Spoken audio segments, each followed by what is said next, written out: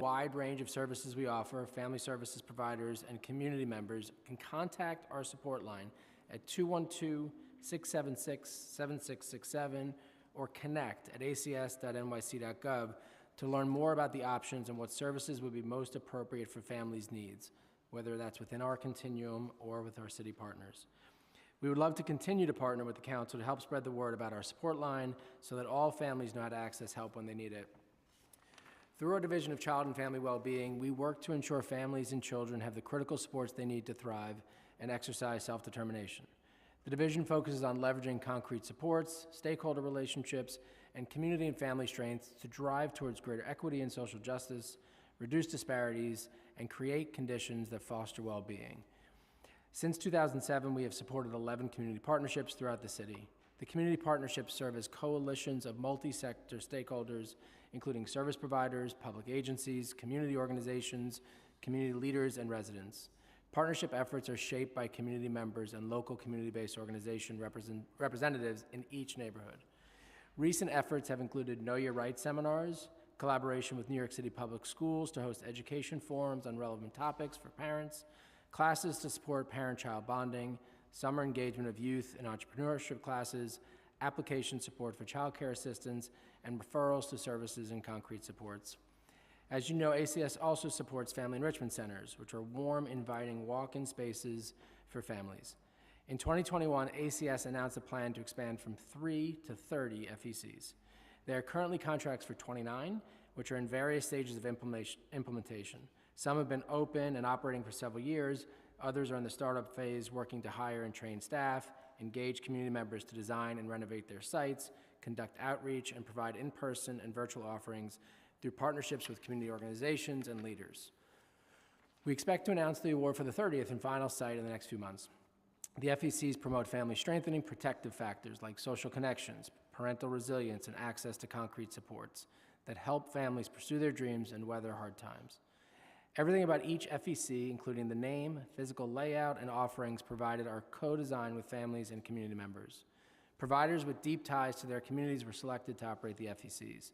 Notably, FECs do not require families to disclose any identifying information, including any information about child welfare involvement. We also want to make sure that families and child-serving professionals know how to keep children safe by preventing unintentional injuries. Our Office of Child Safety and Injury Prevention connects with families, communities, and professionals to make them aware of the leading causes of preventable childhood injuries and the best way to keep children safe.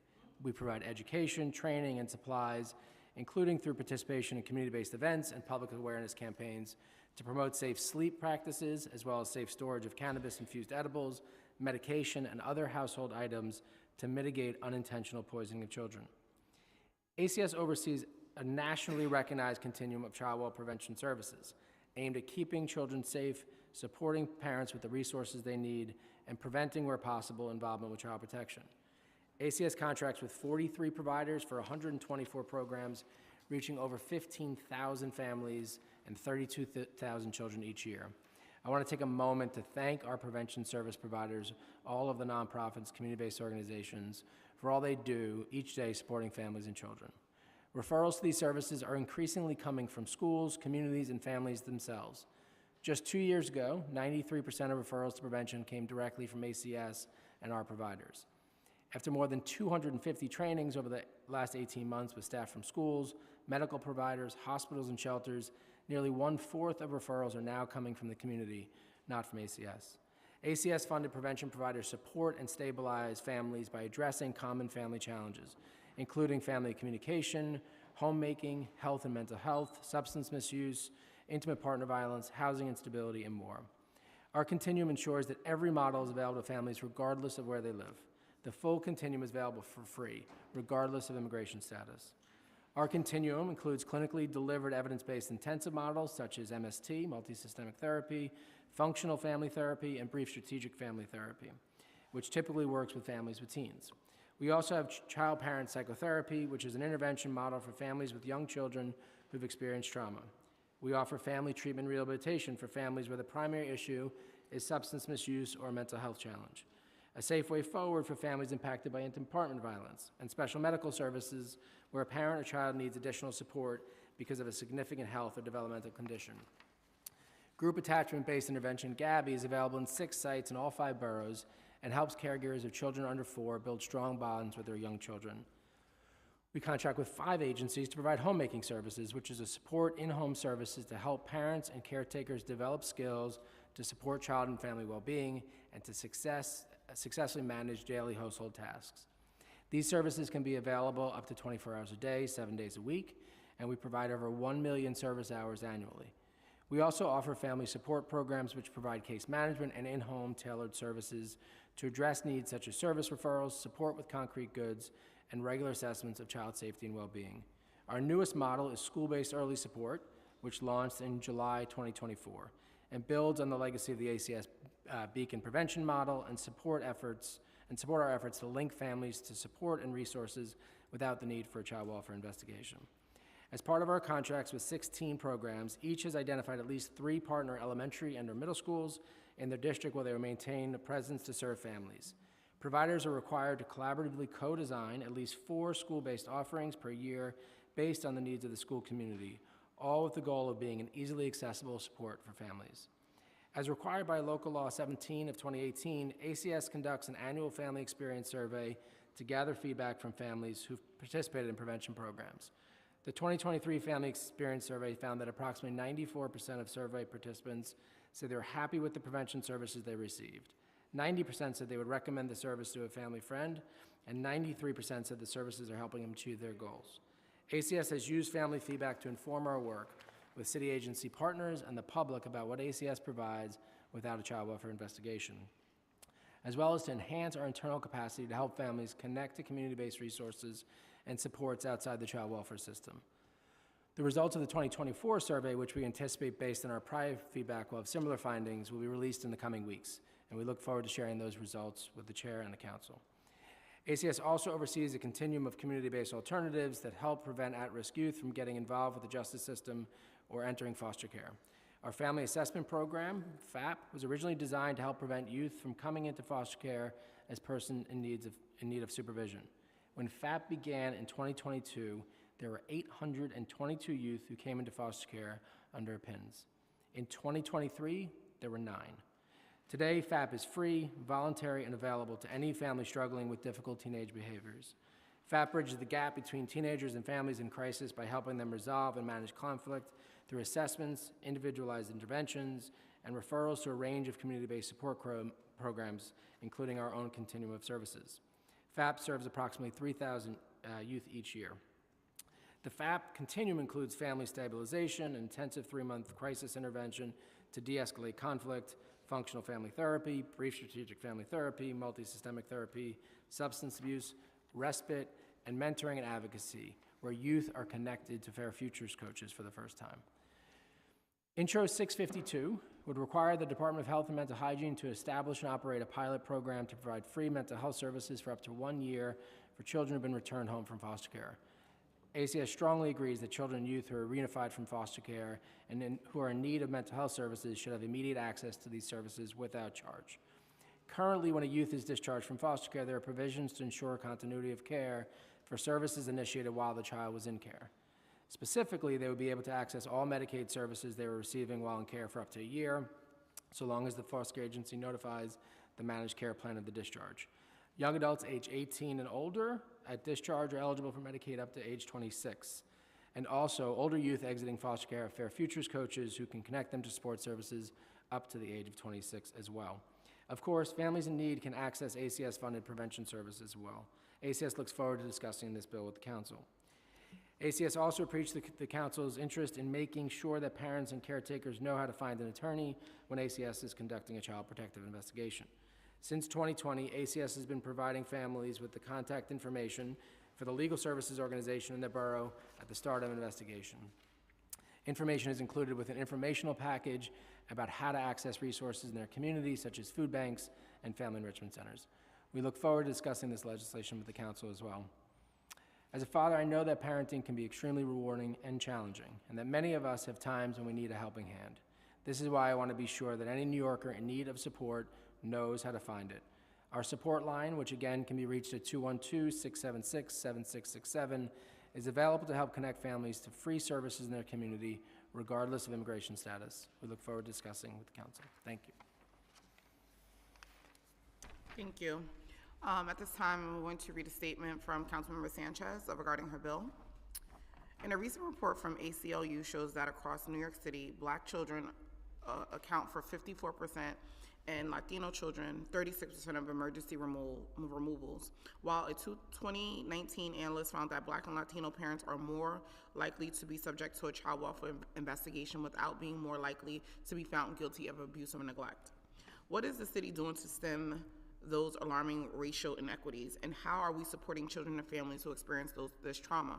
While emergency removals can be necessary in some cases, they have a profound and long-lasting impact on children and mental health and causes immeasurable stress to their families. Intro 652 would require DOHMH to establish a pilot program for no-cost mental health services for affected families and require outreach to ensure the program reaches those who need it most. Thank you, Chair Stevens, that's me, for hearing this important legislation. I look forward to today's feedback and tailoring my bill to meet the needs of families that experience this trauma in child welfare system. And that is from Councilmember Sanchez, and I hope she is resting with her feet up while she is preparing to bring the new chicken nugget into the world. So at this time, I'm going to start questions. I'm going to start with some questions that I have from the testimony that Commissioner, you just read. One of the first things that I see here, this is echoing in my ear. One of the first things that I see here that was interesting to me was the hotline and support number that you talked about. How are you doing advertisement for this hotline, and how do families find out about this? Thank you, Chair Stevens. This is really important. We've done hundreds of trainings for mandated reporters in schools, in shelters, in hospitals. We are also doing social media around this. I've been on some news to talk about this. It's really key that families know either the Connect mailbox or the number. They can outreach. They're connected to Deputy Commissioner Linares' staff, who will walk them through everything we have in our continuum, supports that might be outside of our continuum. We're seeing some progress. So in 2023, we had 500 calls to that hotline. Already in 2024, we've had 2,700 calls to that hotline, and we're connecting families to supports. It's one of the reasons we're seeing fewer families connected to ACS, to Preventative through ACS, and more families connected on their own. So there's a long way to go. We'd love to partner with you to continue to get information out about that. But we are making sure we're using the state's new mandated reporter training and saying, in instances where you feel like families just need a little bit of support, this is the hotline that you can call, where doesn't rise to the level of a call. And that's it's the most inequitable part of our child welfare system, is that initial call. 7 times more likely that a Black child's family is called in to the SCR than a white child's family. And so we are out there doing lots of training, and any partnership we can do to get that out even further would be great. Because it's interesting. So just even in my office specifically, and I always say that I feel like if it's happening with me, it must be happening in other places. I've gotten a number of calls since I've taken over oversight from parents who have ACS cases who are saying they don't know where they're supposed to get support or how to get support, and they already have cases. So I'm even confused that there's a line, and I've seen it has doubled in my office. So I hear you saying you're doing trainings for mandated reporters and those things. So how do we get it to the parents who have ACS cases? Is this information given to them at the first point of contact? What does that look like? Because I'm confused on why parents who have cases, and I'm not even talking about parents who don't have cases, right? I'm talking about parents who have cases are not getting the support, or saying that their worker isn't helping them, they don't understand. So yeah, I'd love to dig deep into that. We do provide an information packet of services to parents at that very first contact. Is it in multiple languages? It is in multiple languages, and it's specific to the community.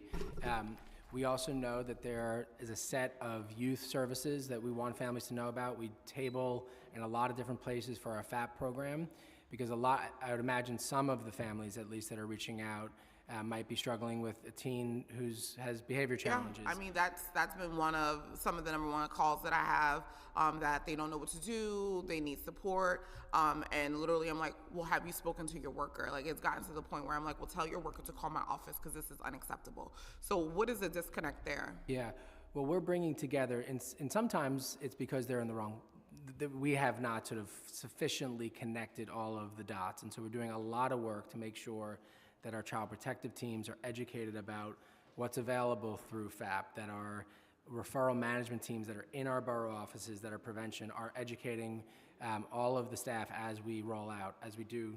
And just even to think about that as you're working with them, how are you working with the local council members? Because if if I'm getting calls, I'm sure other people are getting calls. I probably get additional calls because I'm the chair, but I'm sure other people are getting calls saying like, how do I help? So how are you even getting that information? Because I think that, you know, how I always feel, I don't know why city agencies aren't working together. And so how are you also working with ZYCD to have this in all their community centers, their after-school programs, doing the outreach there? Because we keep saying in schools, great, but we know sometimes that that's not the right point of contact because the parents don't feel comfortable there. So what does this look like? How are we training ZYCD staff as they're working with kids on a regular basis to get this stuff? So what does that look like?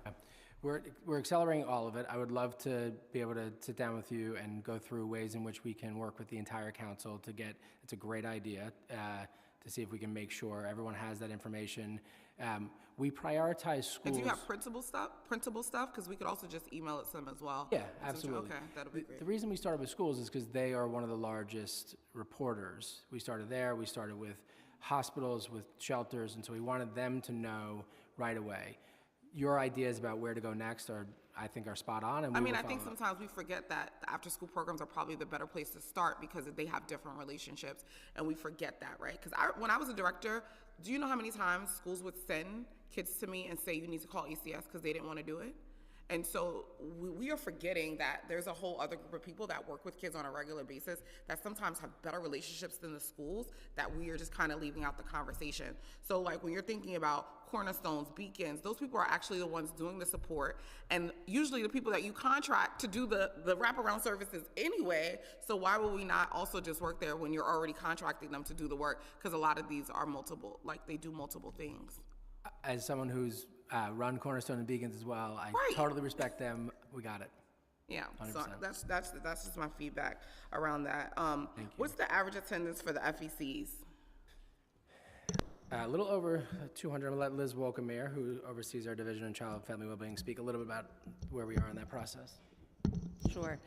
So each month, the average per FEC is about 390 individuals that attend offerings, and the offerings are discrete programming, so activities, planned events, gatherings, cafes, workshops, peer support groups. There are also walk-ins that... So that's average per site, or that's the total average altogether? That's the average per site. Okay. But there are also families that are walking in informally to have a cup of coffee, to have a conversation, to get support. But on average, it's 390 individuals per site per month. How are you evaluating the success of these programs?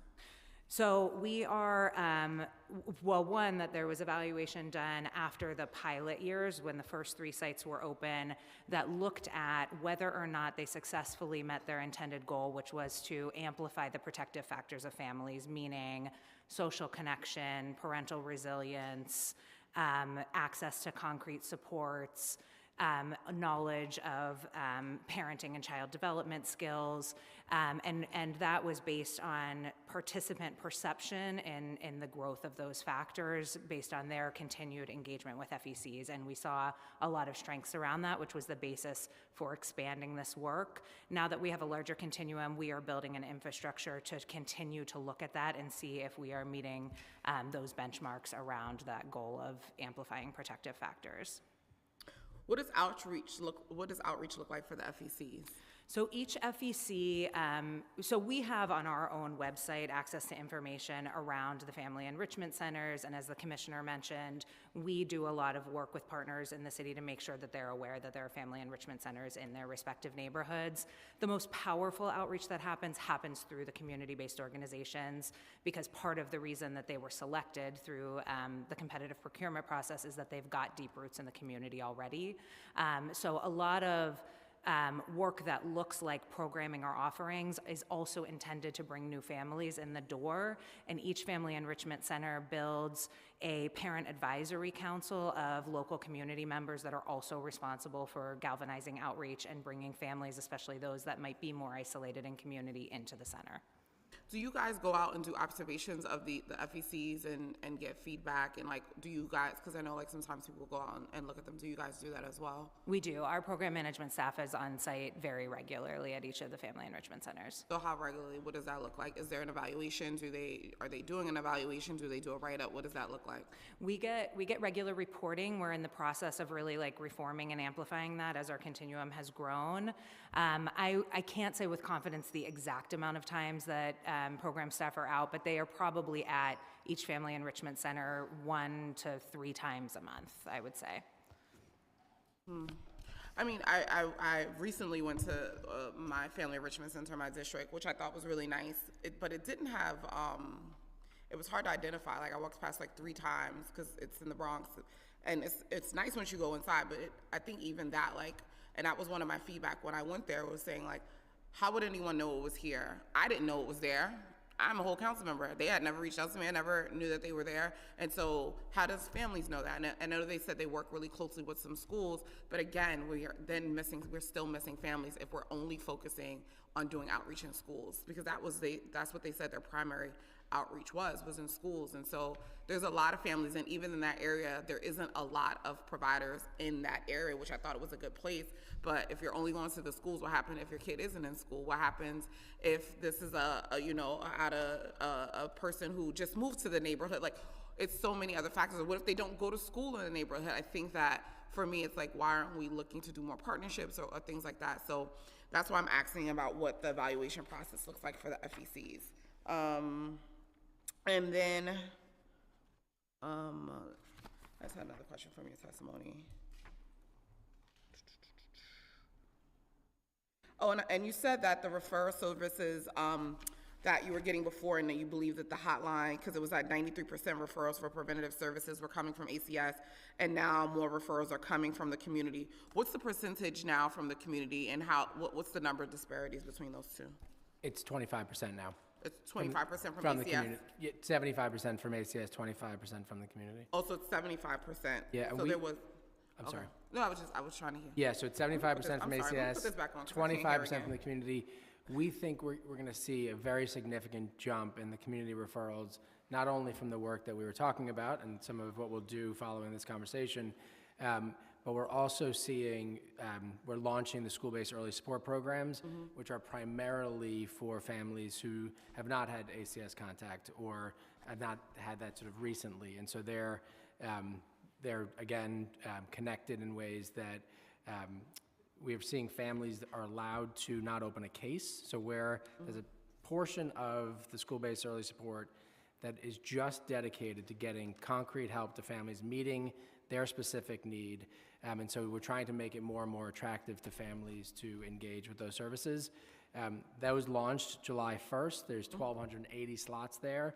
We're already seeing hundreds of families engage, and we're talking to all of the providers. I know you might have seen the SCAN program, and so they are all engaging right now. So I think we're going to be at a third and more in the near future.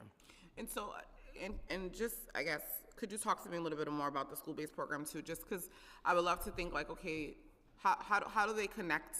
Like, how does a parent connect, right? Like, 'cause sometimes it's hard. So are they doing outreach? Is this something that like someone sees and they're like, oh, you should go talk to them? Or like, what does this look like? Yeah, I'm going to ask Deputy Commissioner Linares to speak to that a little bit. Thank you, Commissioner. Good morning. So the school-based programs the providers are actually in the schools, which allows for the staff at the schools to have constant interaction with the providers and be able to connect the families directly to the program. We have each of the 16 programs is connected to at least 3 schools.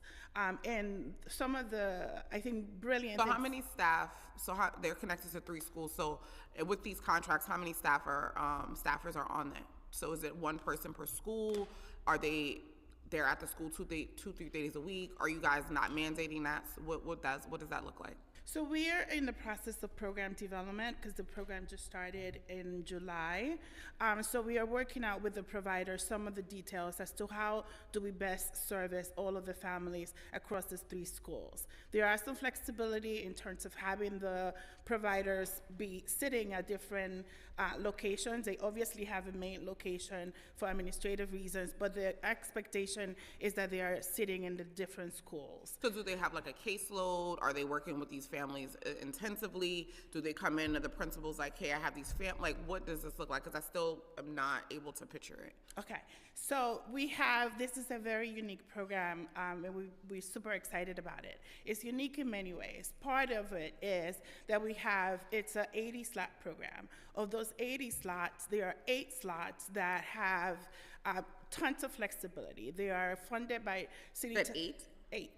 They are funded by city tax levy, which means that we are not binded, if you will, by OCFS regulations. So with those 8, families can come in, and if there's a need for 1 or 2 issues, for instance, the family may have a need to be in a supportive program, a parenting program, and so on, the providers can provide that service on a continual basis. So we have 8 slots, but really we can serve a large number of families as they come in and out.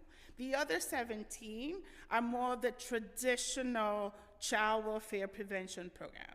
Some of the differences between school-based and other programs is that the school-based is not only in the school, but is also trying to get to the family before there's any involvement with ACS. So these are what we call advocate cases that assist only on site, and so we don't have the record in the system and so on, and the family can connect directly to the provider, and there's an expectation, there's ongoing communication between the school staff and the prevention staff. We also ask them that they do different activities together. We just had a launch event this past month where we brought the school principals and superintendents together with our prevention staff. So the idea is that we are constantly evolving in terms of how we're serving those families, and that we are engaging the families also in thinking about the service itself. I think best said by our commissioner recently is that if we look the same in 3 years, then we haven't been asking families how the program should look. So I think we have lots of flexibility. It's an opportunity for innovation, and we're very excited to be able to have this program with us. And I'll just add that one of the other key differences is that there's actually an embedded benefits worker in each program. And so the focus on concrete needs, make sure we're addressing issues of income security. We're looking at trying to learn from that more broadly on our preventive services system.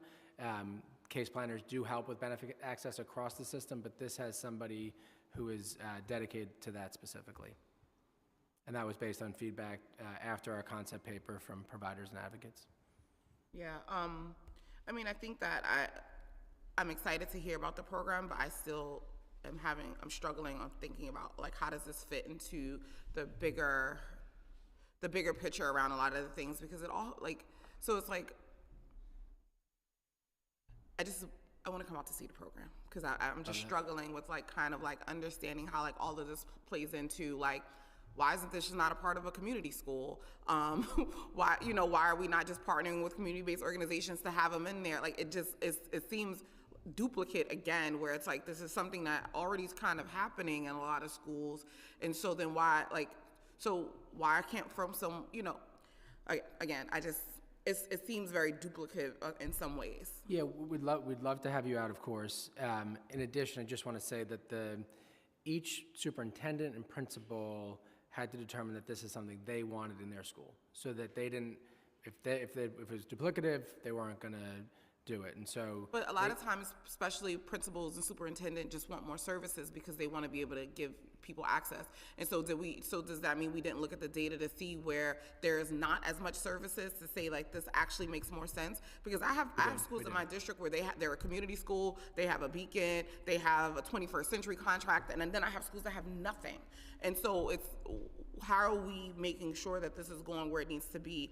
And like, again, when you think about the community school model, like a lot of that stuff that you're saying should be being done there. And so that's what I mean. Yeah, I agree with you, but I just want to add that the community school model doesn't include some of the sort of case management navigation. Then we should just add it instead of like adding more agencies into more things, especially when it seems like a lot of times, well, not seems like, we know that a lot of the cross collaboration isn't happening in the way that it should be.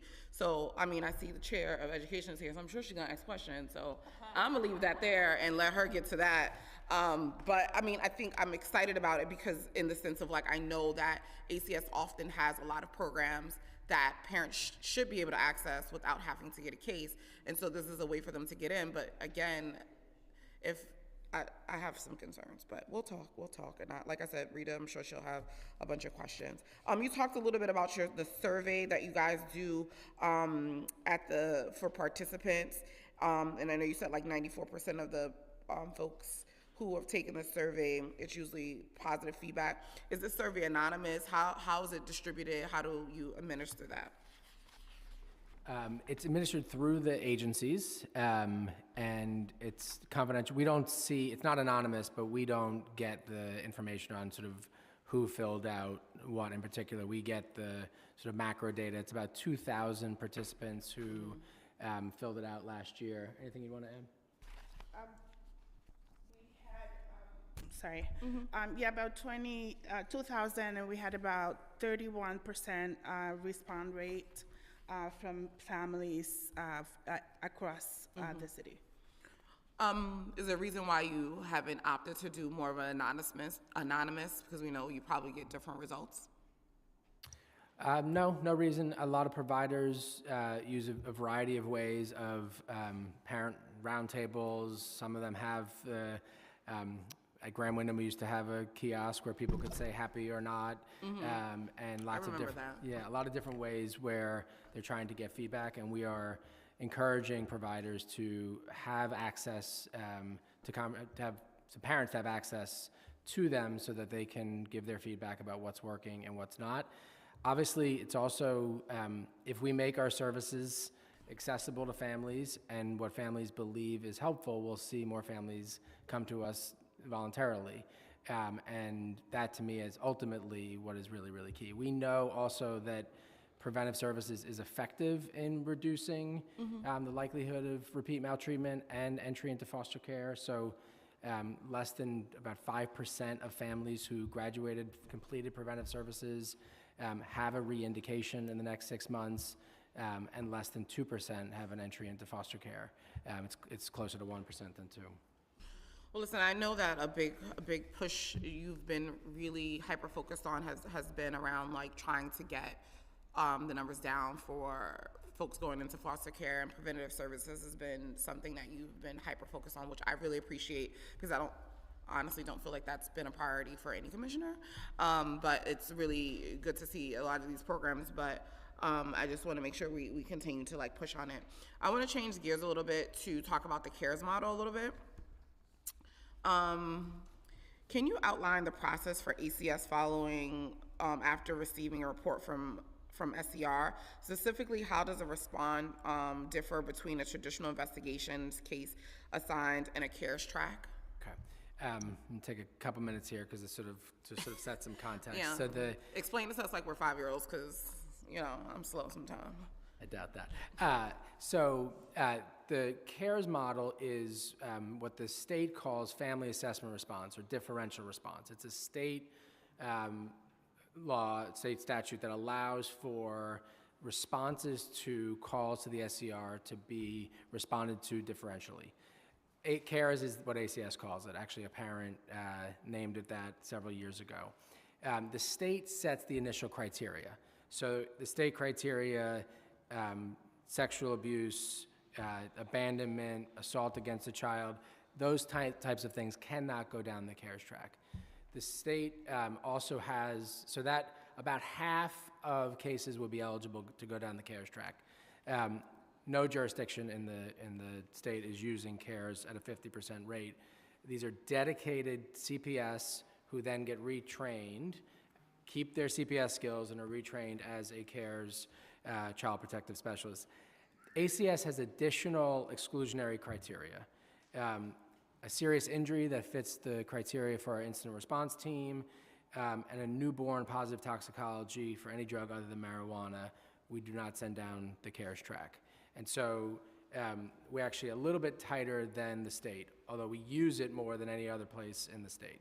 When the call comes, it will say from the state, FAR eligible, family assessment response eligible. So the state makes the first screen. We have dedicated staff that are there to screen cases and send them down the investigation track or the CARES track, or the instant response team track, or to the hospital sex abuse track. So they are looking at what are the allegations, what's the history been here, and they're trying to make an assessment of what would be the most effective approach. CARES is a safety response, investigation is a safety response. They are done differently. Once they make that determination, if it is going down the CARES track, it goes to a unit that is dedicated to CARES, and the CARES worker makes a phone call, talks to the parent about CARES, explains to them that it's optional. We used to say voluntary, but that's not quite fair, because the option is either CARES or an investigation.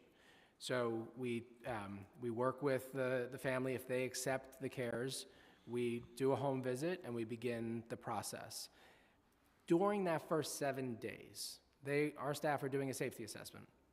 They're using lots of other social work tools that we don't use typically in investigation. We're working on trying to infuse some of that into every instance. So the 3 houses, they're using motivational interviewing, and they are sort of bringing real social work skill to that conversation. If at any time in that first 7 days, the CARES CPS determines that there is something unsafe here, they can retrack it to an investigation. It can go back to an investigation.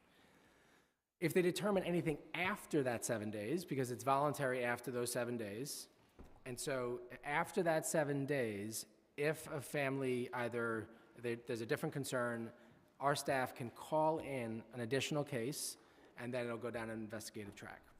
This happens, those two retracking, all combined, happens in about 10% of cases. So they're seeing something that they're concerning, and then they retrack it to an investigation. But 90% go forward and are completed as CARES. In CARES, families set with us a plan. They will often, let's say they're struggling with getting the child to school, we'll bring the school in, we'll do a family team meeting, and we'll work on sort of ways in which we're going to work together to get the child into school. They might need a child care voucher. They might need other services through preventive services. And you can get to preventive services either through an investigation or through CARES. If it's CARES, it's more on the advocates track that Louisa was describing earlier. So, I think it's really important that we say the CARES approach is a safety response. If someone needs just a little bit of help, we don't need to be calling the SCR to get CARES. CARES is in response to a report of child maltreatment, and it does a thorough assessment of the child's safety.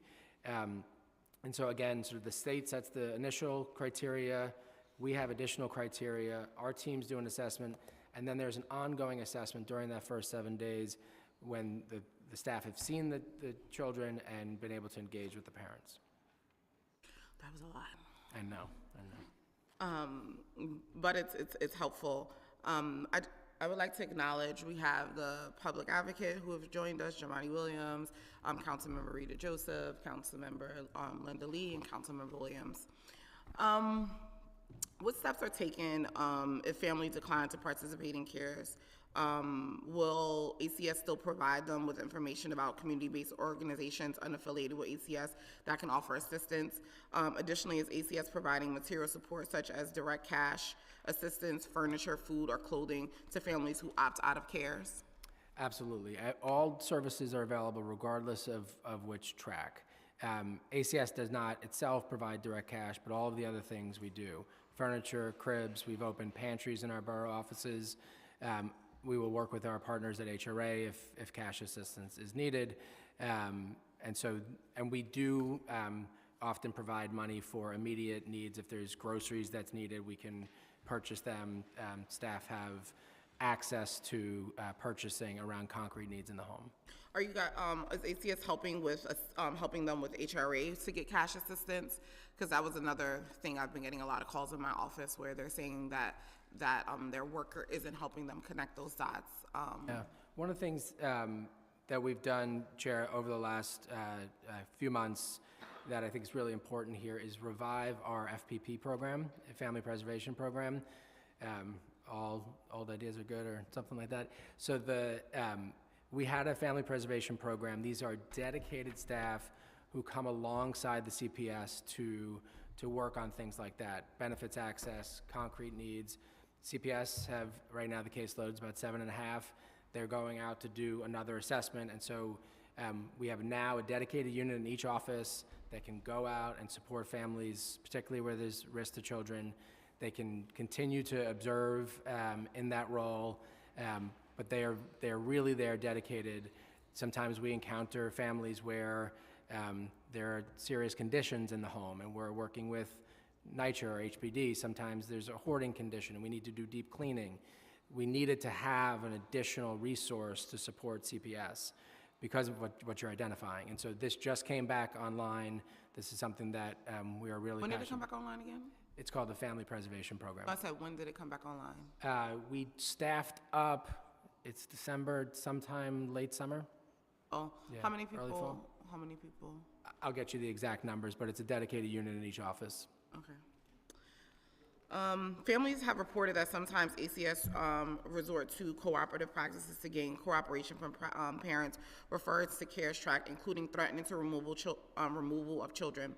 How do you ensure that the program remains voluntary or optional? I don't know which one we're using. Yeah, we have, I think this is part of the reason it's so important that we're informing families about calling an attorney early on, that they have that right. As you know, we are now notifying families at the front door that we need their permission to come into their home and that they have the right to call an attorney, and we're providing legal defense. Our staff are not, it is not our practice to threaten families, to tell them that take cares or remove the children. That is absolutely counter to our practice. But we always need reinforcements. We always need to make sure that families have access to someone who they can talk to about their rights. I mean, the feedback from especially advocates, they are still saying that is not happening. So we definitely need to continue to have that conversation of what that truly looks like around letting families know their rights, because I'm hearing that is not happening on a regular basis. And so, sometimes I think it can be a disconnect, especially if we have staff who's been there for a long time and it hasn't been something that has been done before, and what does the training look like? But I'm gonna keep going with some of the other questions. Could any of the funding received by ACS for the CARES program be used for direct, well, you kind of already said no. According to ACS, cases are deferred to cases track if they are low risk. What criteria does ACS use to determine which cases are considered low risk? Are those specific safeguards to prevent cases from being miscategorized? Yes, so the criteria that we described earlier from the state level, and then the additional criteria that ACS has, including our incident response team. And again, there's a retracking if there's something that's noted that's unsafe for a child. And so we have managers, with supervisors, managers, deputy directors. They get involved in these conversations with teams to really do that assessment. There are times when we want to use CARES and a family doesn't wish to do it. We will immediately retract that and go down the investigative track.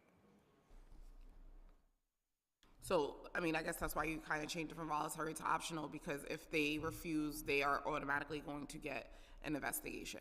By state law, ACS is mandated to respond within 24 to 48 hours to every report that comes into the State Central Registry. we can do CARES if there's not an exclusionary criteria, or we can do an investigation, but we have to do one or the other. So my question is, and just thinking about this, and if we are coming in and leading with, coming in saying we're trying to help the kids and we're only coming in for resources, then why do we have two different models, right? Because if I'm coming in to do an investigation, I believe you guys start with like a safety evaluation, and that's one of the first things. And so why is that not like the base, opposed to saying like we're going to go through a CARES tract or investigate? Like, I think that's a little bit confusing, because if we're coming in and saying like, hey, we're just coming in to do an assessment to make sure the kids are okay, why is that not the first step, and why are there two different tracks? The first step is always a safety assessment and to make sure that the children are okay. The big difference, in addition to some of the practices that we've been able to build into CARES, is that the focus is not making a determination of indication or not. And so there's a lot that we have to do in an investigation to determine whether we have the preponderance of evidence that there's been maltreatment or not. So take a child who's chronically absent from school. A lot of the focus in the investigation has to be, did the parent meet the minimum degree of care? Do we indicate or do we not? And in CARES, we can get to much quicker, how do we help get the child to school?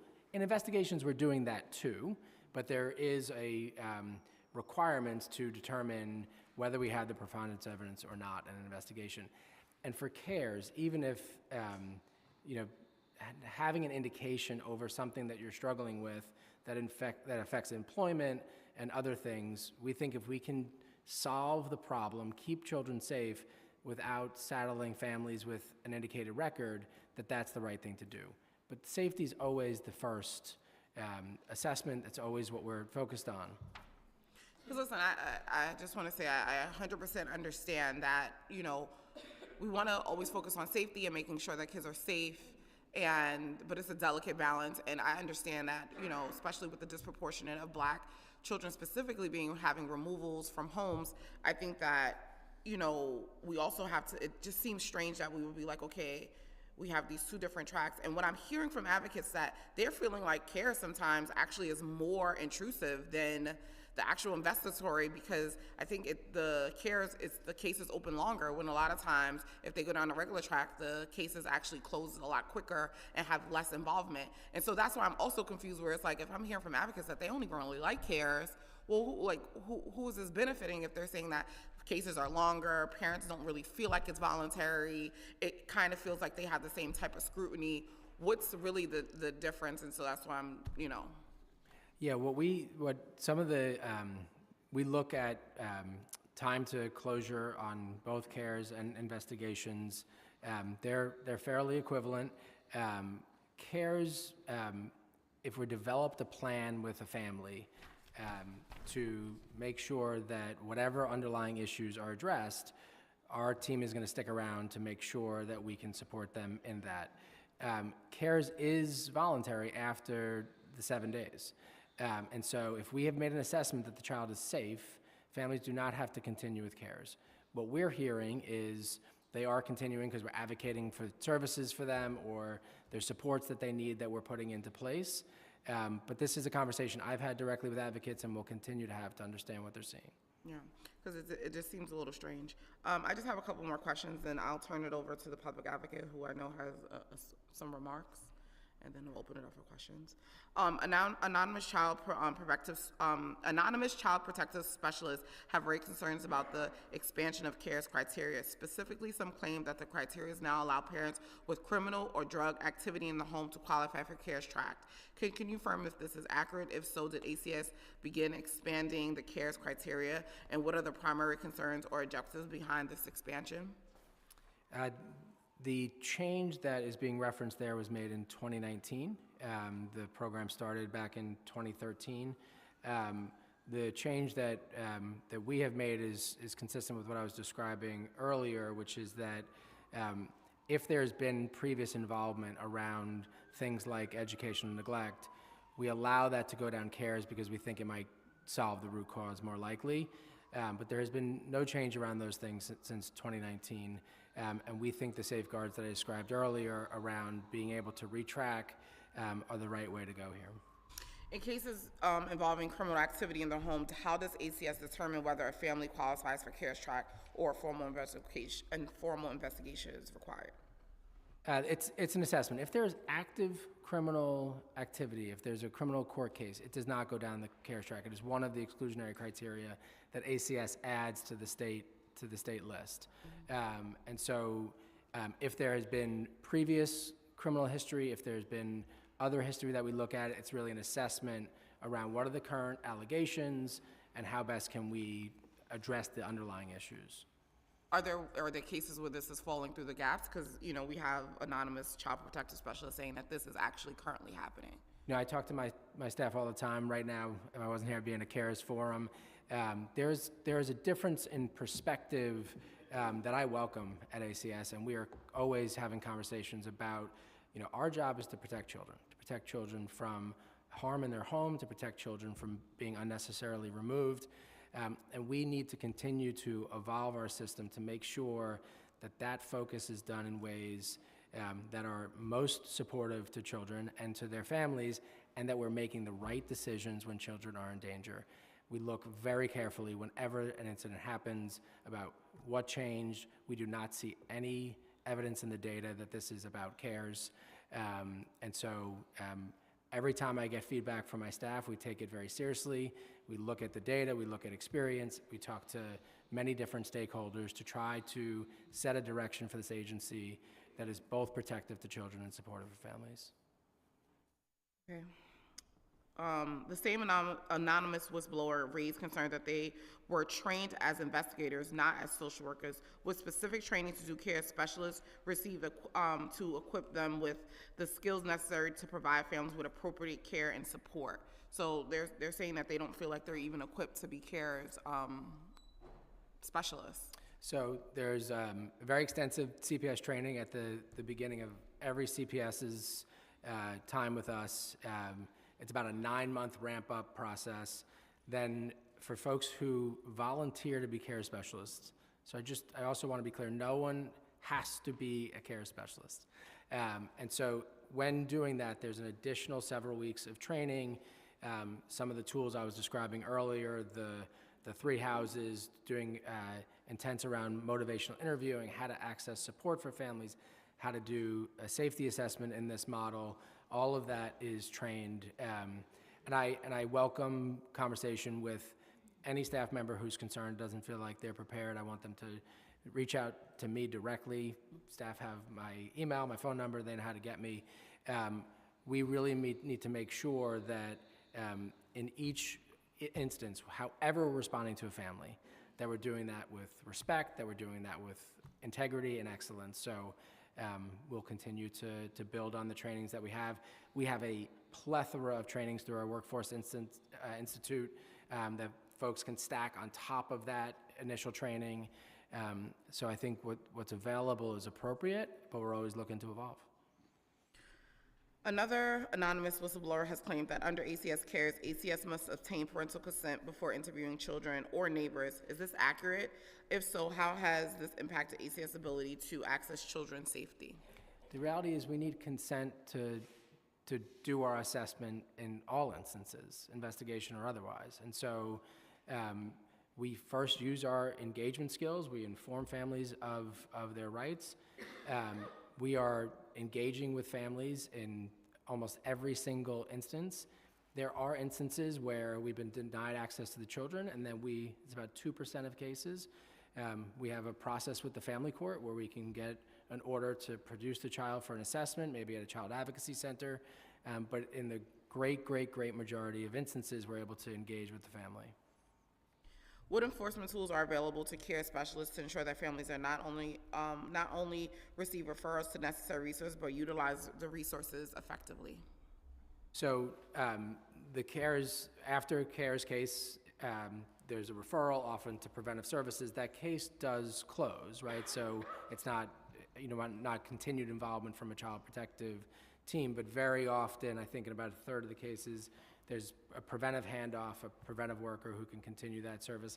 Sometimes it's a mental health counselor. We have a disabilities unit that helps families navigate with OPWDD. Sometimes the parent has a cognitive challenge that needs to get met there. And so we're really trying to work, to your point, right, to make sure that everybody has access to the full continuum. It's not always an ACS service that is appropriate. Sometimes it's a mental health service or something else, and so they can support them to gain access there. What data does ACS use to evaluate the success of CARES model in stabilizing families and preventing foster care placements? Yeah, we use the same data as we do for investigations. It's very key that we look at repeat maltreatment.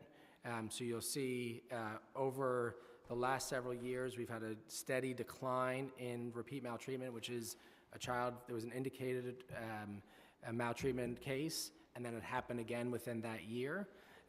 We're at a pretty much an all-time low, around 13%.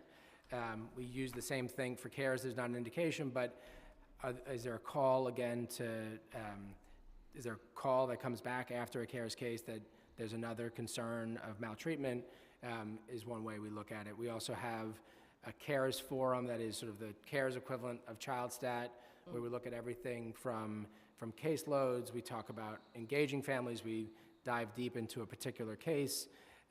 We evaluate how CARES is distributed by race to make sure that there's equity there, and a variety of other ways. I would like to acknowledge Councilmember Menon, who has joined us, and Councilmember Sanchez, who's online. I have a lot more questions, but I'm going to yield it to my colleagues, and I guess the public have some remarks. Thank you, Madam Chair. Good morning. My name is Jamani Williams, Public Advocate for the City of New York. Thank you, Chair Stevens, and the members of the Committee on Children and Youth for holding this hearing today. I plan to give this testimony before your testimony, so apologies, a bit late. In 2023, the number of children who entered foster care in New York City was just over 11,000, with an average daily population of almost 7,000. Youth in foster care are disproportionately likely to have mental health challenges. Being in foster care in itself can be traumatic, and these youth have been often traumatized by abuse, neglect, and exposure to domestic violence or substance use in their original homes. These adverse childhood experiences, defined by the CDC as potentially traumatic events that occur in childhood before the age of 18, can have long-lasting effects on health, determinants of health, can even be more likely to be involved in the legal system, and hurts well-being in childhood and life opportunities well into adulthood. Treating youth in or who have experienced foster care can be challenging for very many reasons, including the severity and complexity of the mental health needs and the transitory nature of foster care, with youth frequently moving homes. It is far too easy for these youth to slip through the cracks and never receive the services and support they need, and we must ensure a continuity of care. That's why I am a co-sponsor of Intro 652, which introduced by Councilmember Sanchez, which is being heard today, one of the bills. This bill will require DOH-MH Commissioner to create a pilot program to provide free mental health services to youth who are returned to their homes after an ACS removal. It would also require the Commissioner of DOH-MH and ACS to work together to publicize these programs through culturally appropriate outreach and city websites. Do want to make sure, I know there's some concerns about how this would operate, and making sure that the folks who are closest to the ground and have the expertise are the ones that take the lead on the program, with ACS hopefully in a more supportive role. I also just want to say tangentially, I do know that how difficult it is to try to find the balance, making sure you're saving lives, and also not overly punishing particular communities by removing their children when they don't need to be removed. I did want to point out, I'd be remiss to say, I think it would be helpful if some of the reports that ACS refuses to put out after a child did die might be helpful in moving us in the right direction. And I hope that ACS reconsiders not releasing those reports for the public to take a look at. Thank you.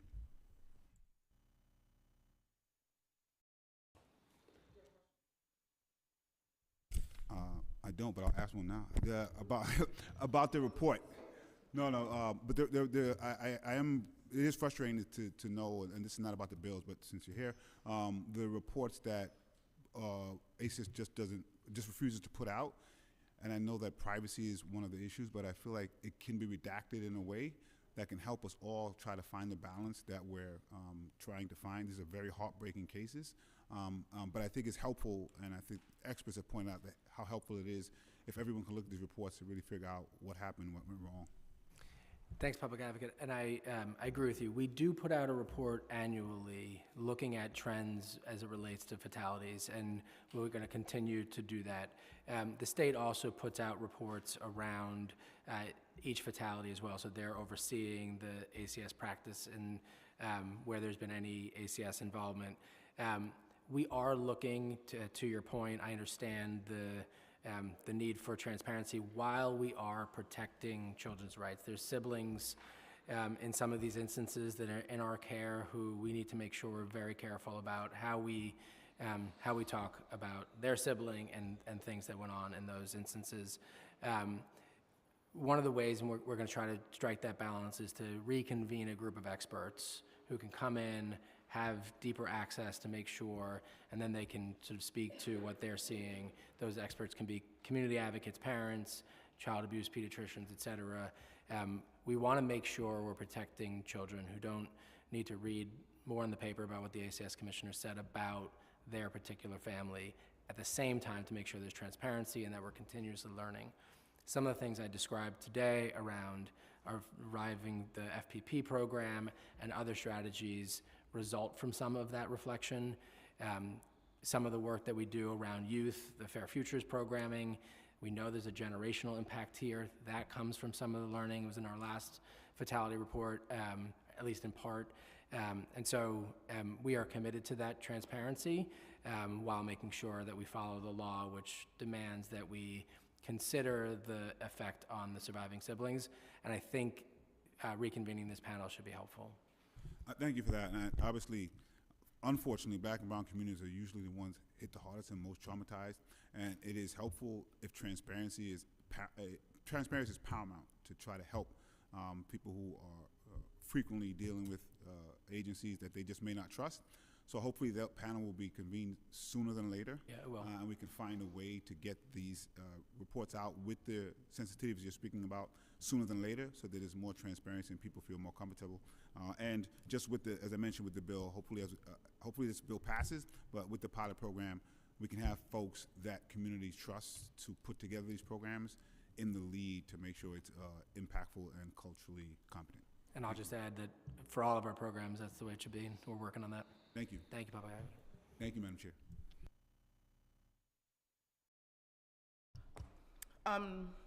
And just even really briefly around that, I just wanted to just ask the question around, because isn't it up to the discretion of the commissioner to decide whether to put those reports out?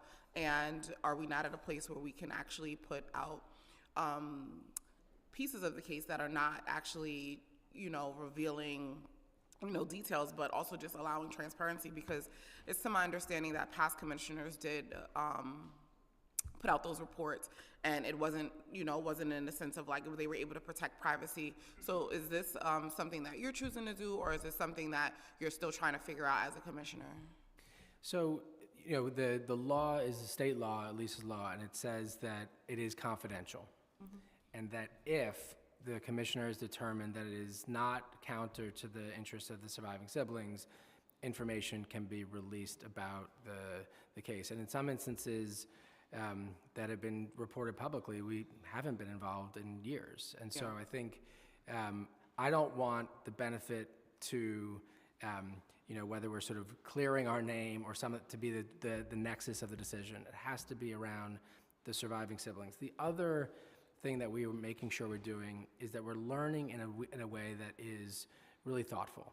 If you look at industries that have created more safety, take the airline industry. The NTSB takes 18 months to review everything. We interview staff who were involved. What was your caseload? What was your experience? What did your supervisor say? We look at all of the elements that were going on in that instance, and then we bring that together to make sure we're not learning a reaction from one instance, but we're really learning deep. And so I think the process is a strong process. I do think I hear the call for that process to be more fully transparent and understood. And so that's why I think bringing in this group of experts is necessary. ACS used to do that. I'm bringing that back so we can look at trends. Most of the instances of child fatalities where ACS has been involved in the last 10 years, that's the number that gets publicly reported. are accidental. And so a lot of the work that Liz and her team lead around safe sleep, around lock boxes for medication, those are the kinds of things that we've also learned from these fatality reports. I'd love to go through the most recent one with you and sort of see where you think there are ways in which we can learn better, get stronger. But I do want to make sure that we maintain a culture at ACS about learning rather than blame, because blame has led us down a path in the past where we make decisions based on fear. That is not good for children. That is not good for families. It's got to be based on the best assessment of that individual family. Yeah, and I mean, I just want to go on record for saying I am a person who truly believes that we have to protect children, and some of that is keeping certain things confidential and also not having all of their grueling details being exposed for everyone to read. But we do have to have a balance of what does transparency look like, and how do we make sure that we're able to hold not only ACS accountable, but all parties accountable for the things that are taking place. So, I do appreciate the approach around saying, like, we do want to find a balance between the two, but I do think, especially with, some of the recent deaths that's been going on with the children, for me, it's a non-negotiable, right? Like, so it's like, how do we make it better and how do we do it quickly? But I don't like to be reactive either. So there is a fine balance. I do have some more questions, but I'm going to pass it over to Councilmember Joseph, who has some questions. Thank you, Chair. Good afternoon. Just have a couple of questions around, so what mechanisms you have in place, right, to review, oversee decisions when you close a case involving families with prior ACS involvement? What's the timeline look like, and what does that involve when you decide that? So we use prior involvement to understand there's a practice at ACS that we review prior involvement to help us in the assessment. As you know, Councilmember, we have consultants around substance abuse, domestic violence, inter-partner violence, mental health, and we have investigative consultants that are most often former detectives in NYPD. We have to get the assessment right in that period, right? The ACS involvement, unless court mandated, ends. And typically it ends within that 60-day period. And so that is our opportunity to make sure we're getting it right. We have a lot of mechanisms in place to make sure that we're getting it right. We have expert, experienced CPS who are coaches. They take cases that have been flagged as high risk, they reach out to the child protective teams, and they coach them through the investigation while it's active. We just also expanded that approach by having our highest level, we redeployed all of our child protective team leadership out into the boroughs. They don't need to be in Central. And they are doing additional reviews of those highest risk cases across boroughs to make sure that there's some level of reliability and some And do teams communicate with each other if there's a red flag? They do. And so especially, having those consultants, having the investigative consultant, and having our CPS come back for supervision. So we are making serious investments in leadership. Decision-making is difficult, right? It's something that we have to make sure we're getting it right each and every time, and finding ways. Our job is to mitigate the risks to children, to, as best we can, eliminate those risks. Most often that's by supporting the family. And so coming up with creative ideas with the family, coming up with good decisions to say, is this something we do need to bring to court because the behavior or circumstances is creating serious risks to children. So it's really not about after the case, it's about getting it right during that moment. And if you get it wrong, do you go back and fix it? Well, if we get it wrong, we are constantly learning from that, right? We have another quality assurance unit that's dedicated to reviewing cases that have closed over the past 6 months. If they say, hey, we can do something differently, they convene with the borough leadership team, they come up with quality action plans. So we're constantly building on that learning. Every week we're in child stat, I'm missing it today. And in that, we're looking at data, we're hearing the trends that the staff are seeing. And I've created something called, the team's called reverse child stat, but it's systemic child stat. Basically, it's the opportunity for the borough offices to tell us what they need. Transportation's not coming quick enough. We need more support for this kind of instance. And so we are trying to be very responsive to the needs of our staff, who I just have to say thank you to. We have amazing 1,100 CPS today who are active, who are always trying to learn and improve their skills. One of your staffers, what does the caseload look like for them? Because that's one of the things we heard a lot. It that is your staff has huge caseloads, and sometimes kids fall through the crack because of the caseloads. It's so important. In my career at ACS and other places, workload is an essential factor to get right if we get it wrong, and we really get ourselves off track. There's 7.5 today. We have 98% of our staff have caseloads under 12, because an average can skew it. So 12 is the national standard, and so we're always making sure we're not only looking at the average, but looking at how many staff are below that national standard. We have the lowest caseloads in the state, and I'd probably argue in most places in the country. This is an investment, and I'm grateful to OMB and others that we have not stepped off the gas. There was during the previous administration, there was a pause in hiring during the pandemic. We got right to work and have been hiring ever since, and we now have the highest number of active CPS that we've had in years. What does aftercare look like when a case is closed? Can you walk us through that? Aftercare would look like prevention. We have a full continuum of services. We have services that are geared towards family, services that are geared towards family treatment, services that are geared to navigating families to supports and services, meeting concrete needs. We serve about 32,000 children and their families in preventive services every year. This is the nation's biggest continuum of preventive services. We are adding to that, as you know, family enrichment centers. A ton of the work that we've been doing around childcare and low-income vouchers, I think, is very important to the well-being of children and their families. And so each piece that we are adding, the school-based early support, is adding to that continuum. Okay, thank you. Chair, thank you. I know that in November of 2024, you added about $150,000 for city funding for the fiscal 2025 to support a new pilot program called Future Force Career for Young Women of Color in Foster Care. Can you tell us a bit more about this program? When is it going to start? And who will be the target of this project? Yeah, this is going to combine with all of our Fair Futures work, and we're going to be really focused on career and vocational with this program. Our Division of Family Permanency Services has a dedicated vocational leader, Ray Singleton, who connects into, Chair Stevens will be happy about this, we're not recreating, we are connecting into all of the things that the city has so we can make sure that the workforce opportunities are there. What services will you be providing? This will include all of the coaching work. It's a small grant, right, so it really helps us to integrate the vocational work into things like Fair Futures and other coaching supports. And how many young women are you serving? What's the cohort? What's the number? I have to get the number for you. Thank you. How do you plan on promoting this program and implementing it into youth throughout the foster care network? How are you going to do the outreach for our foster youth?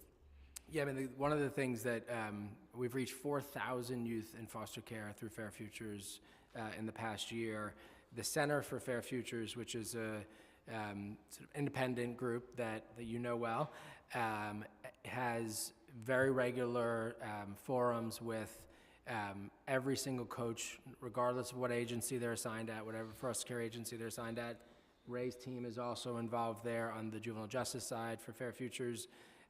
They're constantly doing additional trainings and support and getting information out. They also have a convening monthly with all of their provider stakeholders. There's about 100 organizations that have signed on. They come together to share resources.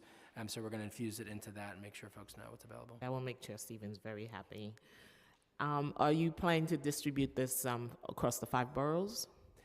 I don't know the answer to that. I think it depends on sort of where the interest is from young people. So we'll let you know how it goes in the rollout. All right, I'll come around. Thank you, Chair. Councilmember Williams. Hi, Councilmember. Hello. My question is about prevention services, and this is just a problem I have like across the board with ACS. Different providers provide different things, and sometimes there isn't a continuity of services across the agency. So families have reported inconsistencies in the support they receive from preventative services, which appear to vary based on the assigned agency, the time of year services begin, and the specific needs of the family. While some families may receive material assistance, such as beds for their home, others only receive bi-monthly visits.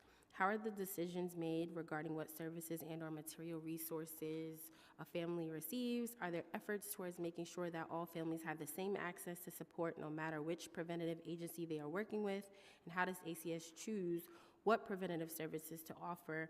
Is this based on the needs expressed by the families? And I remember the first time that I learned about this was talking to some young folks who were aging out of foster care, and they were talking about how, talking to their friends who are in different programs, like one program offered like the sky, the moon, and the stars, and the other program was like, here's your bag and a Metro card, have fun. And I was like, that's so crazy that different agencies offer different things. And so when I saw this question, I'm like, oh, so now in a different kind of like program, it's a similar sort of accusation that ACS isn't, providing the robust oversight to these various agencies to make sure that they're providing the same level of care and support. Yeah, thank you, Councilmember. I'm going to let Deputy Commissioner Linares speak to that. I would just say one thing. We have to have a full continuum of services. There should be consistency in what's available. In the instance that you described, right, there were providers, we were proud to be one, who were saying we need to go above and beyond what is expected. That led to Fair Futures, where everyone's getting that now. We want to build on provider innovation and success, and so, but then we got to put the resources to it. I'm going to let Louisa talk a little bit about that. Thank you, Commissioner, and thank you, Council Williams. As a commissioner mentioned, ACS has a continuum of services, and that is purposeful. We have different program types that really address the different circumstances that the family may come in with. So for instance, if we have a family that is presenting with drug misuse or mental health concerns, we have our family treatment rehabilitation programs. Those programs are, the staffing structure are specific to address those specific issues. Equally, if we have a family, for instance, with a baby and there's attachment issue and trauma, we will do our best to match that family to our CPP program or child and parent psychotherapy. So you should expect a difference in terms of the different program types. That's part of the reason why we have each model available at each borough, so that regardless of where you live, your family circumstances should be matched to your need. I think that when it comes to concrete resources, I agree that we have some differences in how providers are addressing some of those issues. We do have, within the Division of Prevention Services, a team that's dedicated to providing beds and cribs, as the Commissioner said earlier, for the child protection staff. That is also true when the family is actively receiving prevention services. We can have, if the providers can do beds, cribs, extermination services. In fact, in the last 3 months, we had about 600 requests for beds and cribs. Perhaps we need to do a better job of getting the provider, this information out to all of the providers across. We also need to think about our funding structure to figure out where there's room for innovation. I can tell you that we have providers, for instance, that have, since my appointment in this role, that have requested things like, we want to do tutoring. And we were able to approve a request for tutoring program for one specific agency. So while that's not a service that a youth or student can use across the system, we do have one provider that, using their thinking, their innovation, and the internal resources, was able to say, we can provide this to our prevention program. Ideally, we would like to be able to do that across the board, and I think we are in constant conversations thinking about how can we do that best. I just want to say that I really appreciate that transparency, and I don't know, I'm just having a moment because I feel like a lot of times in these hearings, like we are just trying to get the information, and what gets presented isn't always like what we're trying to get. So I appreciate that, and I thank you for the transparency, and like please let us know how we could maybe like advocate for, you know, specific resources to be allocated to these programs so that you could have a continuum of services. So I just want to thank you. Thank you. Councilmember Menon? Thank you so much. I first really want to thank the chair for holding this very important hearing on this topic. So I have a couple questions. For ACS, in your testimony, you say that your support line is available to help connect families to free services in their community, regardless of immigration status. My question there is, with the incoming Trump administration and the potential of mass deportations, what is the agency doing to assure families that their information will be kept confidential? And moreover, we know that there is a great distrust of government right now, even at the municipal level. So what specifically, proactively, is the agency doing to address this issue? Yeah. Thank you, Councilmember. It's so important. We are currently working with Moya to develop a full-scale action plan that lets families know about their rights, that their information will be protected.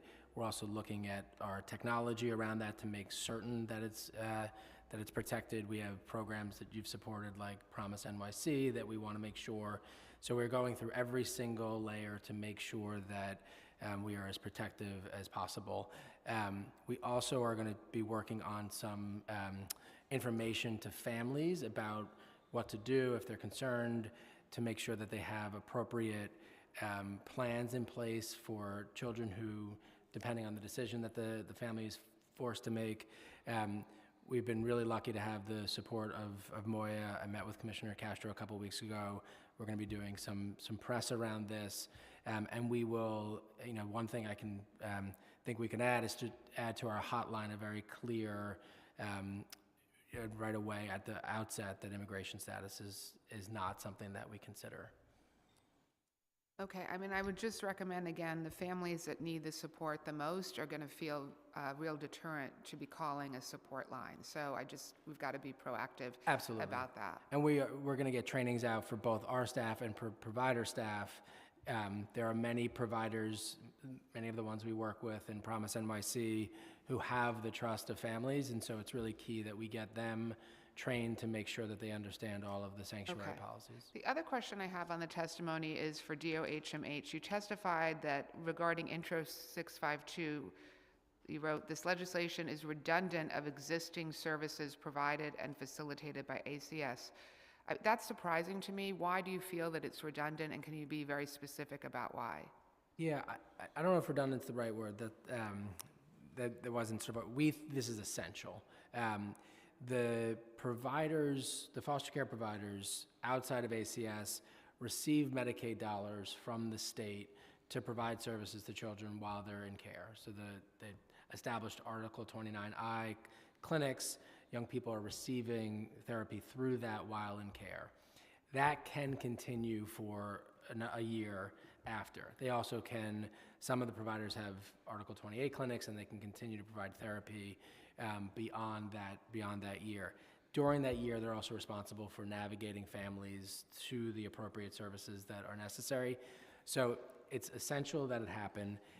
There are flaws in the Medicaid funding for that. What we'd like to see is just have a conversation about the best way we can strengthen that system rather than creating a new system. There needs to be additional supports here. We're working with Northwell as an example to get young people who are leaving foster care access to their full suite of services. And a lot of the work that the Fair Futures coaches also do is connecting young people. In this instance of reunification, there is a service, we just want to strengthen it. So how specifically do you propose to strengthen the system? By adding resources to the providers, advocating with the state to strengthen the rates there. It's been difficult for them to build out some of their CFTSS services. These are the kinds of services that are very accessible to young people, but the rate structure has been difficult for providers to get it up. And so whether the investment is into building on the therapists that they have there already and sort of strengthen that infrastructure, or if it's around advocacy, I think there's a few ways we can get there. Okay, the last thing I'll say is, again, sort of where I started, with the incoming Trump administration, signs are pointing to cuts in funding. So the idea that we're going to be strengthening resources, and there's real doubts that that's going to happen, and actually the opposite is going to happen. So we want to make sure that agencies are prepared for that. Absolutely. And if I didn't communicate it well, I think that's even more the reason to try to build on the existing infrastructure and put more resources there. The only perspective difference that we have is sort of where we should sort of start that conversation. Councilmember Lee? So I'll actually start with where she ended. So any advocacy that we could help each other on with increasing the Medicaid rates, would love that, because I've been trying to do that for a while, and I've actually, thankfully, Ann Sullivan, at least on the OMH side, has been very open to that. She totally gets it and recognizes that on the state level, not only do we need to increase the rates, but also expand the types of services that get reimbursed that are not in the codes right now, which desperately we need to do the work. So just wanted to, so just wanted to start with that. And forgive me, because I'm not as familiar with the ACS programming and all that you offer, which is a lot, it seems like, right? So it's good. But if you could help me walk through, because it seems like with the continuum, and these are just more clarifying questions. Sure. So is it safe to assume that all these programs sort of fall within the continuum? So is the continuum sort of inclusive of the programs that you're outlining here? And then also, if you could just let us know the 11 community partners you have through the supporting community and family well-being programs, do some of those overlap also with the 43 providers that you have for the FEC, wait, no, not the FECs, the continuum prevention services, and how much of that overlaps, if you could just, in terms of the provider side? Sure. Excuse me. So the answer is yes, what we're describing, it fits within the continuum. There is significant overlap with the community partnership programs intentionally. And so this is providers. We were with the East Harlem Community Partnership a couple weeks ago. They have a group of providers that have come together around the issues that they're seeing in their neighborhood, and they're making sure they're sharing information. And so sometimes it's about a service that ACS provides or a service that DYCD provides, and they can share information. They're also flagging to us trends that they're seeing.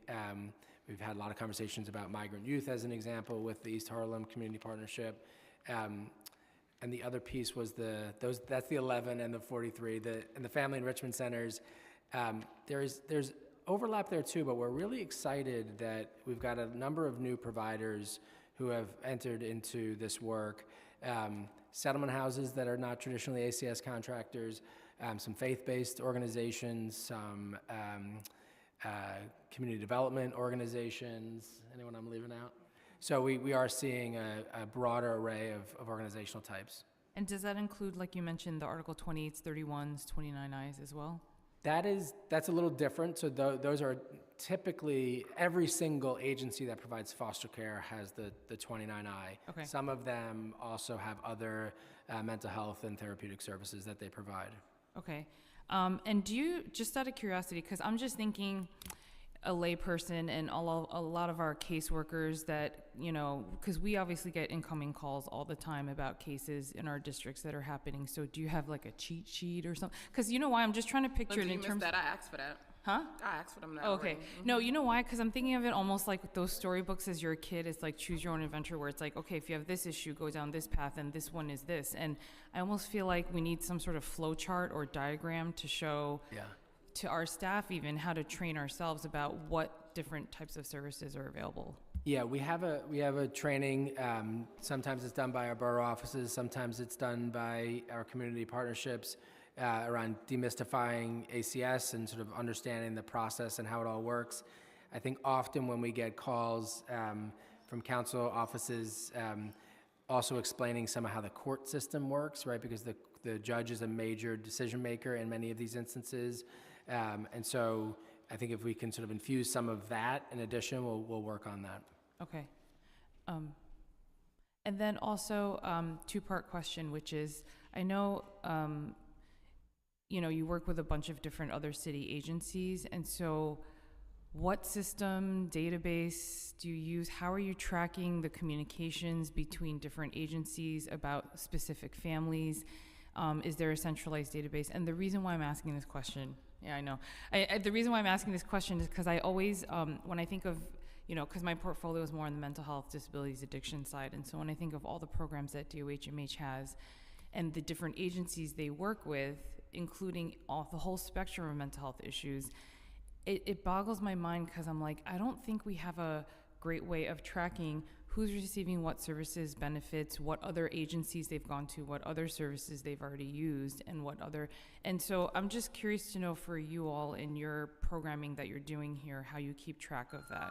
Yeah, a variety of ways, and there are some limitations, right? Because the family's information, to the earlier point, is often protected, and so we have to be careful.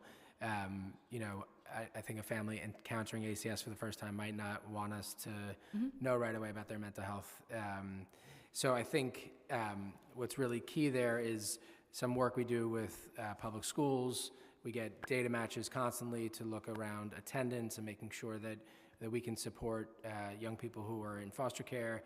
We do a lot of work with DYCD, had over 1,000 young people in SYAP, and a lot of young people across their programming. We also make sure that we're in communication in each individual instance.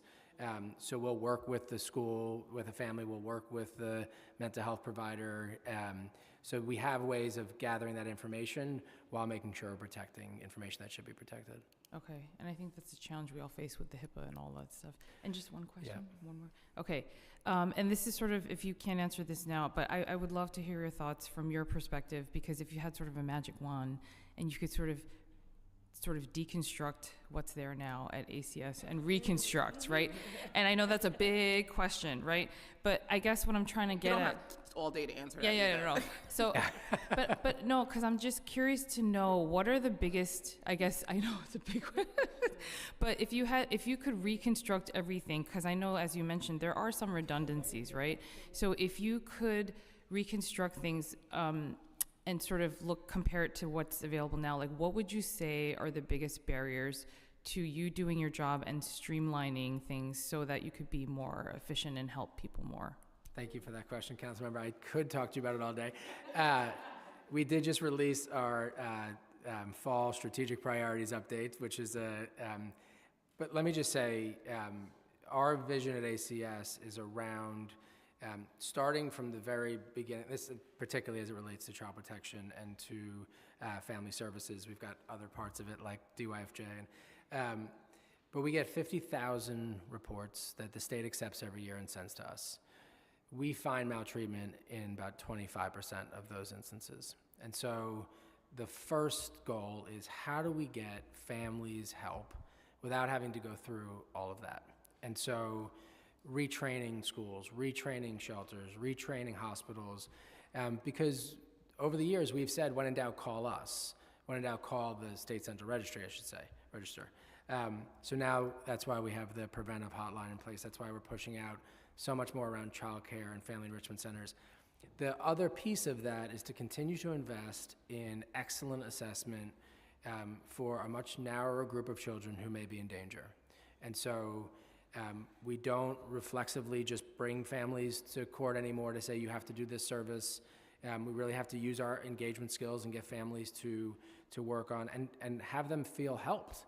And so, but in those instances where a child's in danger, to bring the best assessment through our child advocacy centers, through our training of our staff and the consultancies that they get, and bringing that expertise. And so to make sure that we, in a very targeted way, do not repeat the mistakes of the past while making sure children are safe in our city. I could go on and on and on, but that's the core of our vision. Thank you. Thank you. I just have well, I have a number of questions, but I have a few follow-up questions from before. And just asking, I know when we were talking about the reports being put out and the commissioner having discretion, but I know we said that some of it is around surviving siblings. What happened if there's no surviving siblings? Or is there a reason why we're not putting our reports then? Because I know that that's the discretion sometimes with the commissioner to use. Do you have a reasoning for that? First, unfortunately, in the great majority of cases, there are surviving siblings. It does change the calculation. Again, I think what's key here is that we make sure we're learning the right lesson. And so we go through that human factors debriefing, we do that human factors debriefing, we do that human factors debriefing, we do have either made a different decision or put a different intervention in place where we were involved. We look at how recently we were involved with the family, whether that was a month or 8 years. In some of these cases that have been publicly reported, it is across that. And we do that in that way where we provide that fatality report. After that, all of that sort of trend analysis and case analysis. Again, we are going to bring experts back into that conversation. That was something that ACS used to do. I'm not quite clear when it or why it was sort of taken away, but we're going to bring that back. Yeah, and when you're thinking about it, please see me as a thought partner. I think that this is one of the things that has been stressing me out a lot, even as becoming the chair, and thinking about how do we prevent it, and also not just always be reactive, because I think that sometimes we'll be reactive and then we'll put things in place that hurt us down the line because it creates more bureaucracy. So definitely see me as a thought partner in a partnership. Thank you, and we're urgent about it, Chair. We appreciate that. So families and their advocates have reported that being informed that ACS requires a court order to provide substantial material support. Can prevention services be offered without a court order, and what are those circumstances? Because I know we have all these gateways where we're trying with the FECs and the school and all this, but I'm still hearing from advocates that it is sometimes they are still needing to get court order to get some of the services, families that they need. They absolutely do not need to get a court order for services. They're free and voluntary unless there is a court order. Because I'm hearing that about sometimes 25%. I'm hearing that sometimes with the court order, they're getting more services, and so, you know. There are times I'd have to sort of look into the specific circumstances. That's not the case in our system. There's no wait lists, and so if there's availability of services today, and we've got a lot that we can offer before we get anywhere near wait lists. The only thing I can think of is perhaps there's a judge's order helps trump a mental health service or something like that would be more available to a family, but I would love to look into the instances so we can understand it. I know we have some providers who will testify, so maybe they'll clarify in their testimony later on. Great. Some families are receiving preventative services can access housing stipends. What are the criteria for receiving the housing in a housing crisis? Yes, so the state just increased it from $300 to $725, which is helpful. It's obviously only $300? Oh. Yeah, well, I was going to get to that part. The $725 is still only supplemental, right? So this can be combined with a voucher. It can support an arrears payment. Some of the times $700 for arrears. No, it can be combined over. It's up to 2 years, and you can have lump sum payments as a part of it. Okay. I'm with you. I would love it to be a lot more than $725. That the state. Do they not know the average for what rent is in New York City? I mean, maybe that might work in another part of New York State, but it's not working in the city. I won't dare to answer for them. Well, I'm answering for them. Okay. I know. We also are working around where there's housing insecurity or families we're working with in Preventive to get them city FEPS vouchers and to help them navigate towards lease signing and then support during that first year. One of the things that I'm hearing too is just like, well, not hearing, but I know that families often have issues with overnight childcare and things like that. Does Preventive Services provide overnight or in-house home childcare for families? Yeah, there's two ways we can support this. It is somewhat limited. One is homemaking. I'm also going to ask Liz to speak a little bit about how childcare can be used in this instance. So when a family is in prevention services and receives childcare assistance through a voucher, they can use that voucher at any registered or licensed childcare provider in the city, and that can include providers that have non-traditional hours, which might be overnight. But Not a lot of providers that provide that. there aren't a lot. The other option, Non-existent. yep. So a lot of sort of the bounds around how childcare assistance vouchers can be used is dictated by state and federal rules related to how they're funded. So families in prevention services are receiving a voucher that is funded with state prevention stream, and that requires that the childcare voucher be used at a licensed center or a registered home-based provider. If a family in prevention services is interested in using a voucher with an informal provider, meaning a friend, a family member, a neighbor, to watch that child overnight in their own home, they can apply for a different type of voucher, which is funded by the state child care block grant, which includes a lot of federal funds, and therefore federal and state rules apply. So in order to have that type of voucher, a family would have to have certain income eligibility criteria, be engaged in certain activities. So that is another path for What would them. that activity be? So they need to be working in job search, engaged in particular types of services, for example, substance misuse services, services around intimate partner violence, or be in an educational program. Also, importantly, those vouchers are limited based on federal rules to children that are citizens or have legal permanent residence. So there is a limited sort of population of children that we can support with those, but in instances where families are available, having that access to informal care is really critical to serving that overnight need. Yeah, I mean, that has been one of the things that I've heard a lot, with just like folks, especially who, work late night, they can't find childcare. So even having flexibility of having someone do it, they might not have someone that they can trust. That can then lead to a case. Right. So I think it's a revolving door. So I think that is definitely something that we need to be thinking about and strategizing, especially with all these programs that keep happening that I think are kind of duplicative. This is something that I think we have not even tried to really solve as a city. So we'd definitely love to think through some ideas around that.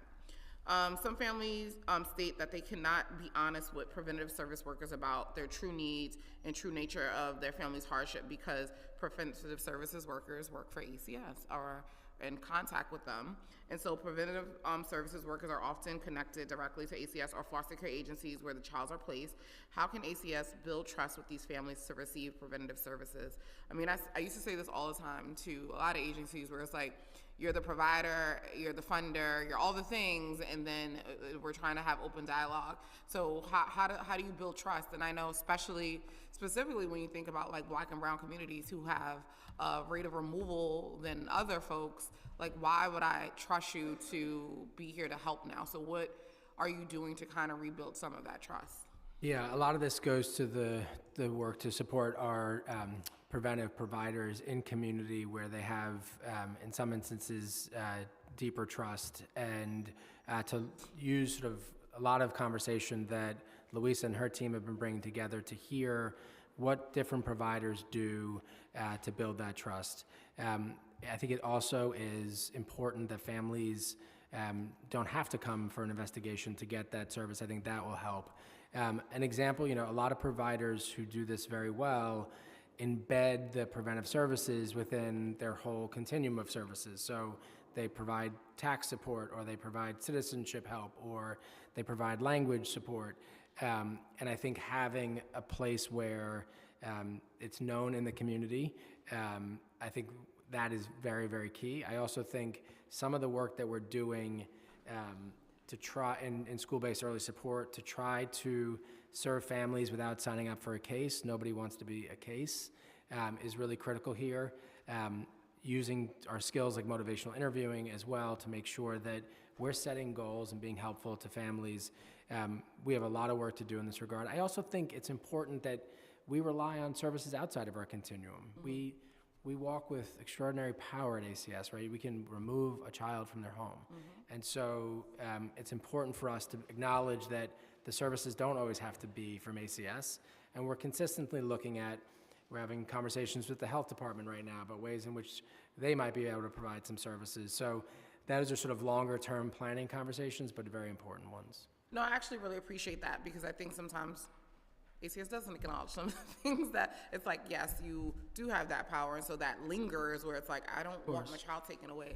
And so sometimes it does make sense to say, how do we, shift it somewhere else where families feel more comfortable. So I actually do appreciate that that is even part of the thought process, because sometimes, families might not feel that way. Since 2000, ACS has made a significant policy shift in reducing children's enrollment to foster care and shifting them to preventative services. How does ACS measure long-term impact of preventative services program on family stability, child welfare outcomes? Yeah, we have information that around the success of preventive based on whether families come back to our attention or services.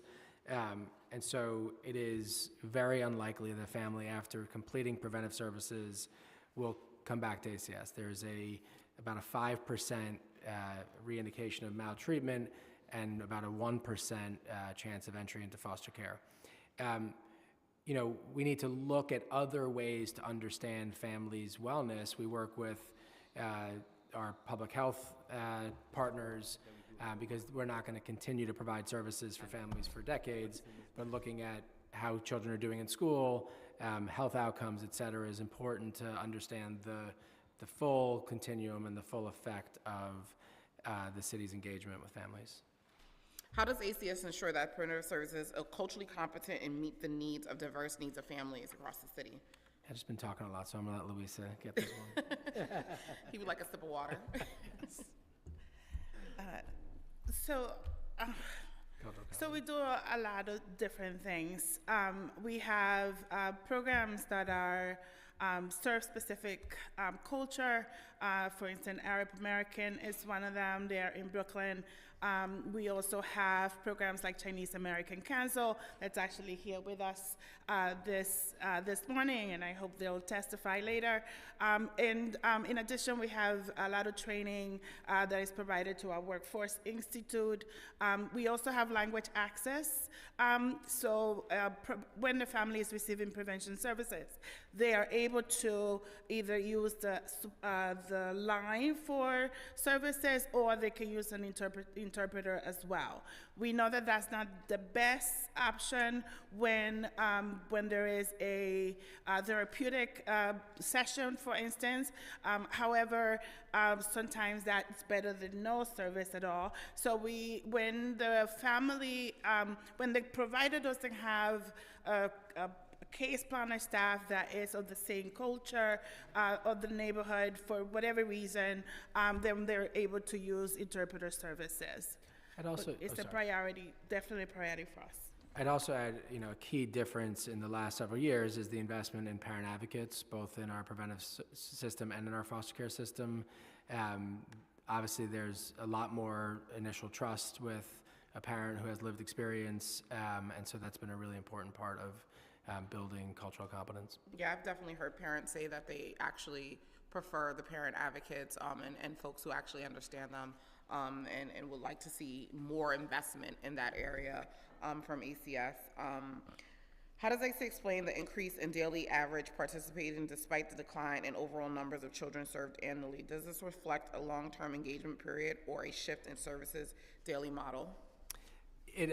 So we're seeing an increase in new families coming into preventive services. This just means there's a slightly lower length of service. Some of the evidence-based models are about 6 months average. Some of the family support are more like a year. So some shift to evidence-based. I think we're going to see both go up, both the new families coming in and the number served, as we really launch the school-based support programs. Since the implementation of new contracts in 2020, what trends are you observed in foster care and entries and family outcomes? So there's an enormous shift since 2020. Really, obviously we had a major pandemic there.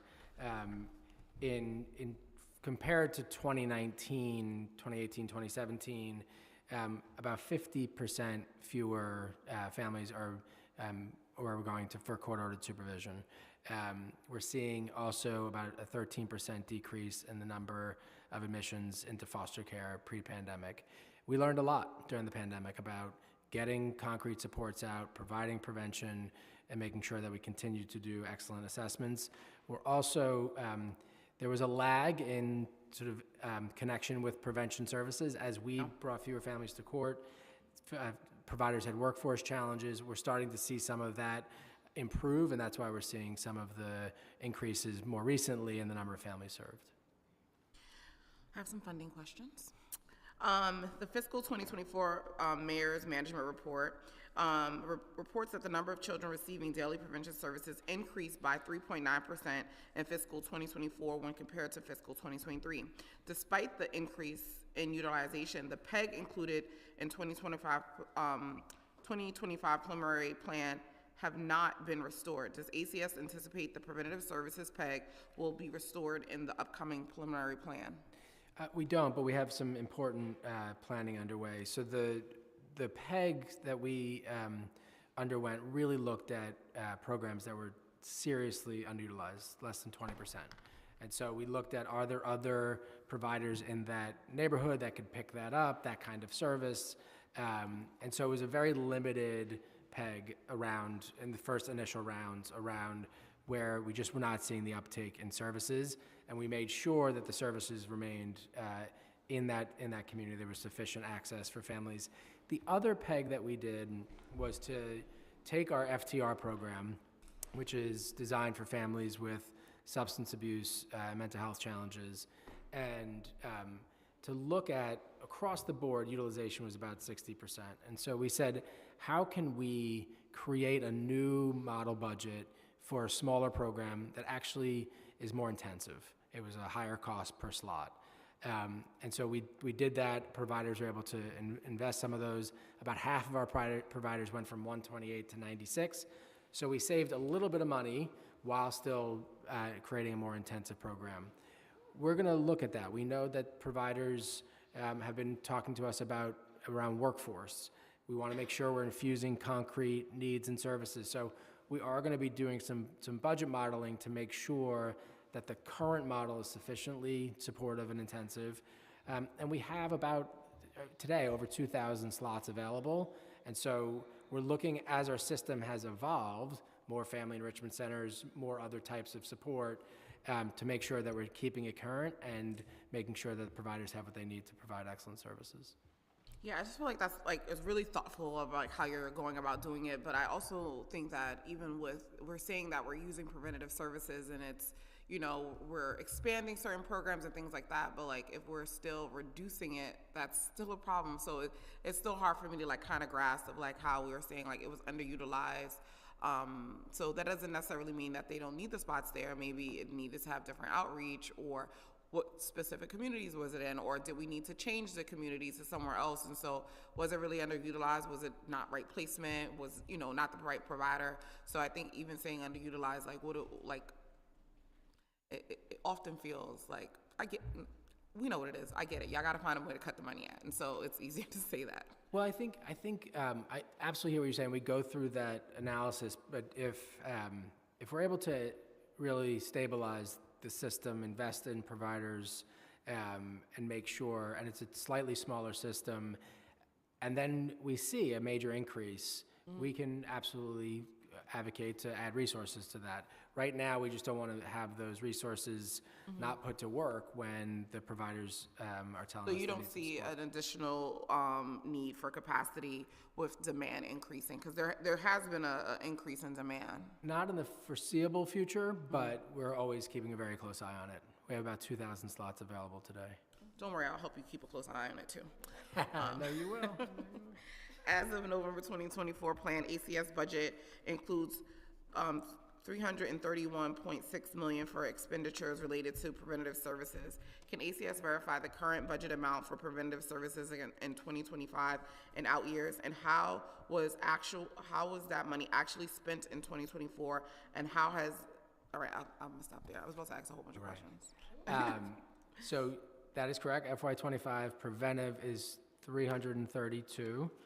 Home finding, if you add home finding to that, it's about $363 million. It's a separate budget line. we're not counting a lot of the work that we do in FAP or the Family Enrichment Centers in that number. 24 spending for the preventive, the 332, right now is, with accruals, is 314 million. With the implementation of the Federal Family First Prevention Act in 2021, an additional funding source became available for preventative services. Can you provide a breakdown of funding sources for preventative service? How much is funded by the city, state, and federal government? What are the state and federal funding sources? So no dollar has come to New York State from Family First yet. The state is in negotiations with the federal government around that. So the primary source is what was once 65.35 is now 62.38, and so for every dollar that the city spends on preventive services, the state matches it, provides 62 cents to cover that. You know, the real hope I would have if Family First can become a reality is that would provide resources for some of the existing system.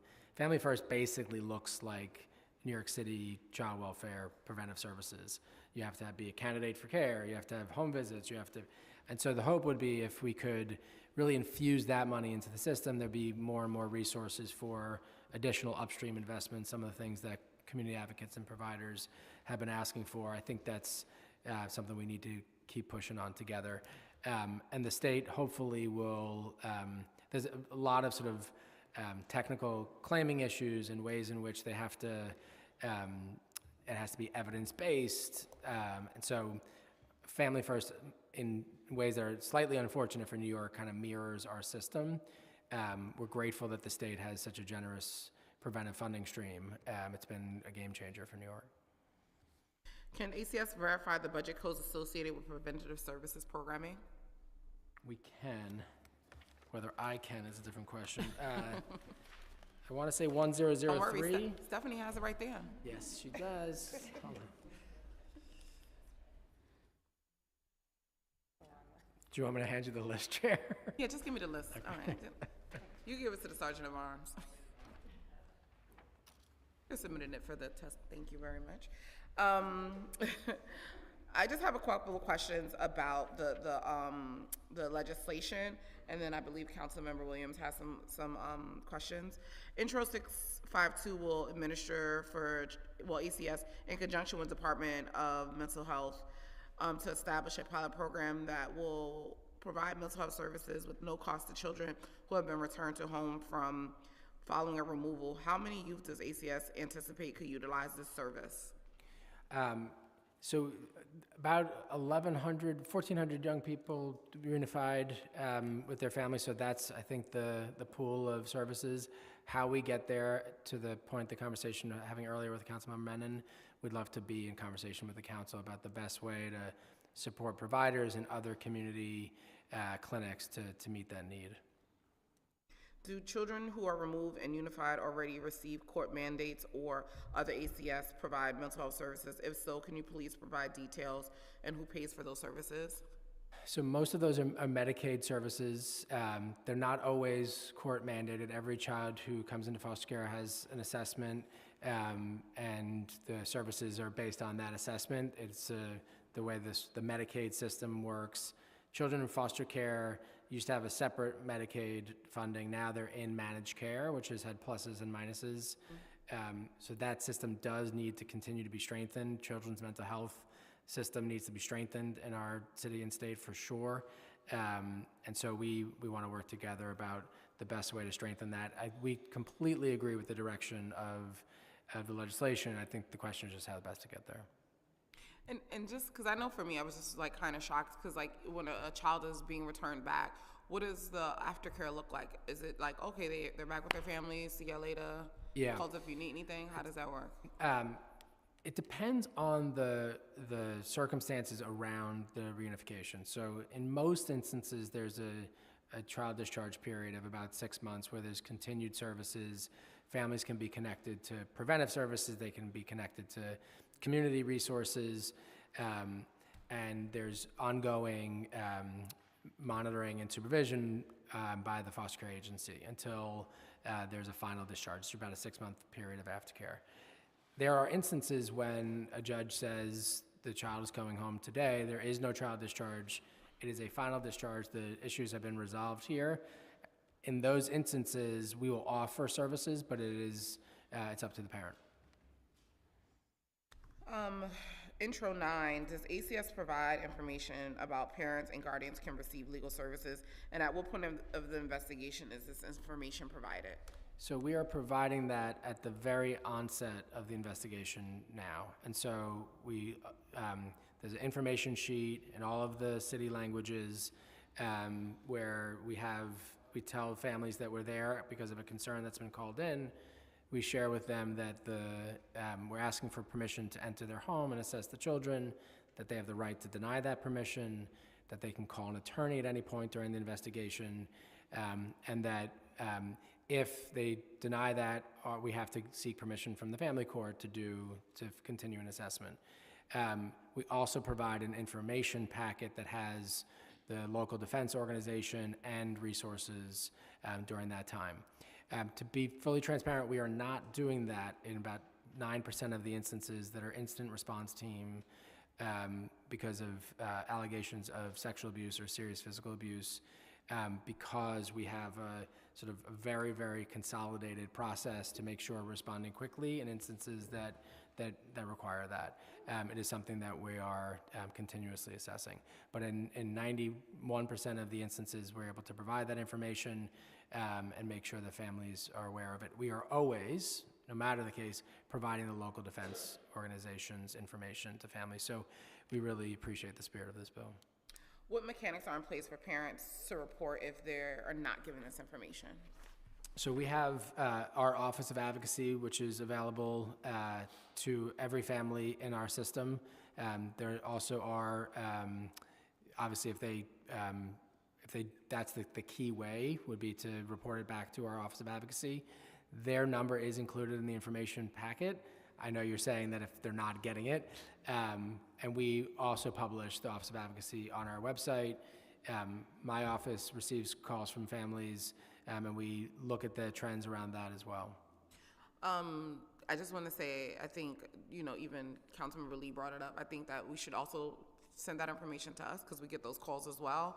Absolutely. I hopefully after this training, all 51 members have a packet from ACS saying, these are the steps that you have, this is the hotline we have, these are the services. I will reach out to Stephanie so we can talk about what that looks like. So, because I think that it's really important that if we have these things in place, then we should be making sure we utilize it. I mean, even Councilman Williams was saying, like, lucky for you, none of the city agencies do this for us. So we really want to be better at, having the information so we don't always have to, like, text the commissioner like, hey, what do we do in this instant? And so we can be a little bit more proactive. Councilman Williams has a couple of closing questions. And then There's one. I just want, because you mentioned FECs, and I was just wondering, like, what the metrics of success are for FECs. Like, how are you measuring, like, whether or not they're doing what we all intended for them to do? Yeah, Liz. Liz can do it again. in the beginning. Yes, no worries at all. So I want to say first, transparently, this is an expansion that we are in the middle of, so we are still building out how exactly we're going to collect this information. But the goal is to really look at the protective factors, meaning like those things that we know from evidence strengthen the well-being of families and children and have the knock-on effect of preventing child maltreatment.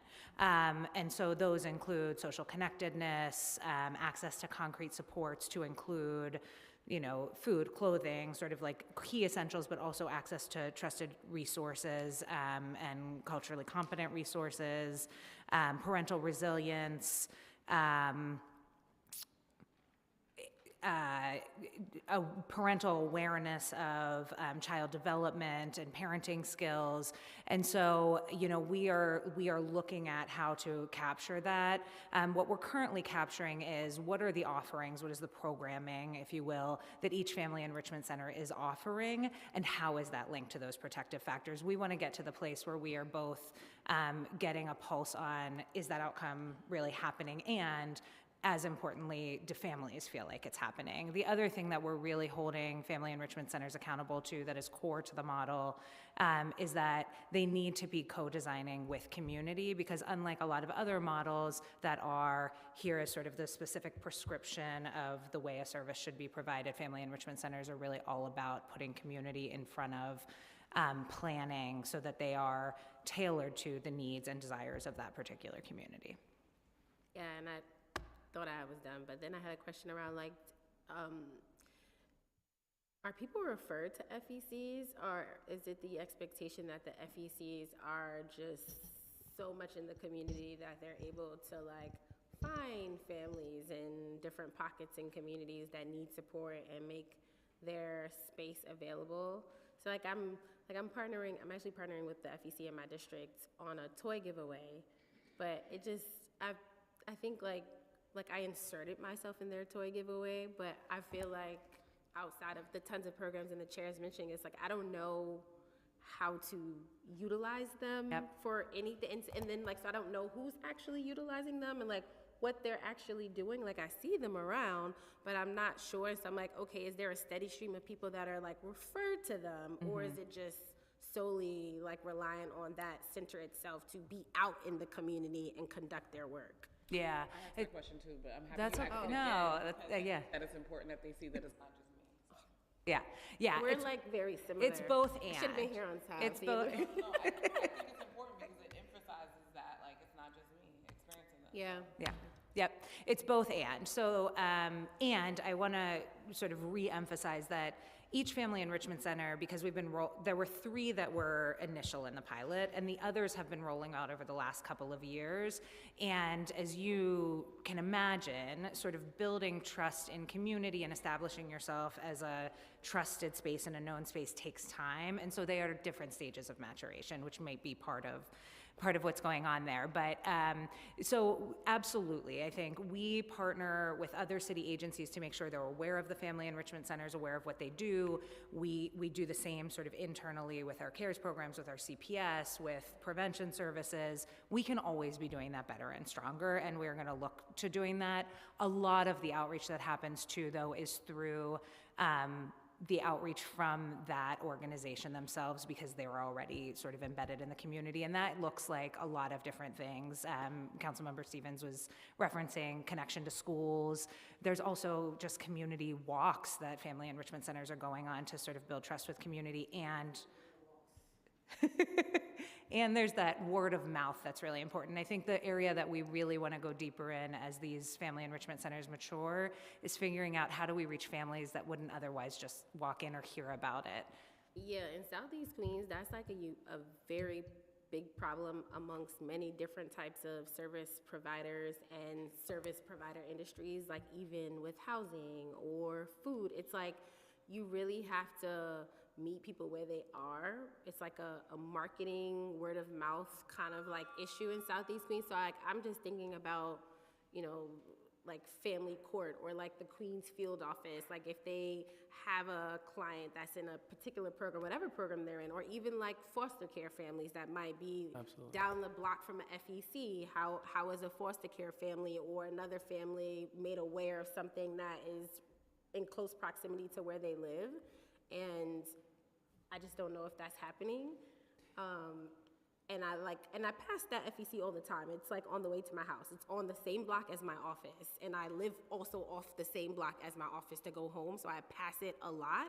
And I'm always wondering like, what is happening there and who is actually going inside of that space?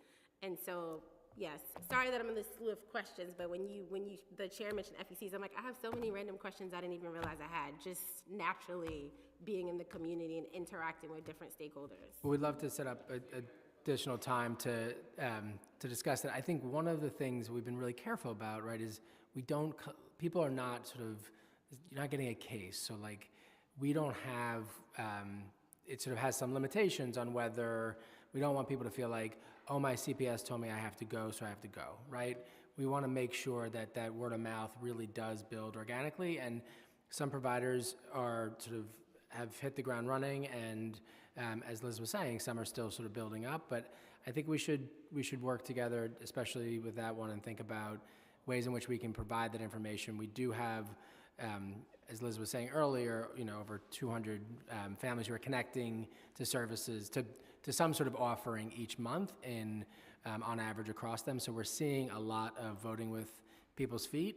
The question of how do we know whether we're reaching everyone is a question we got to continue to work on.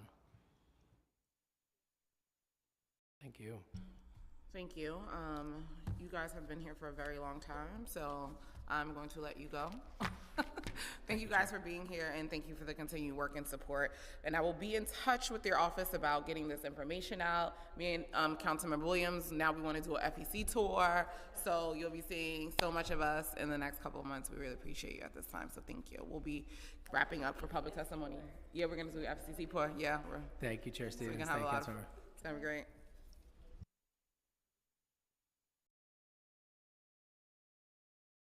Anything will get included in the packet.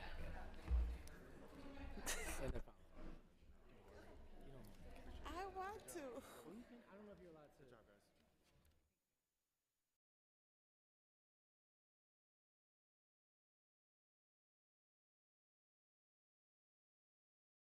Can I?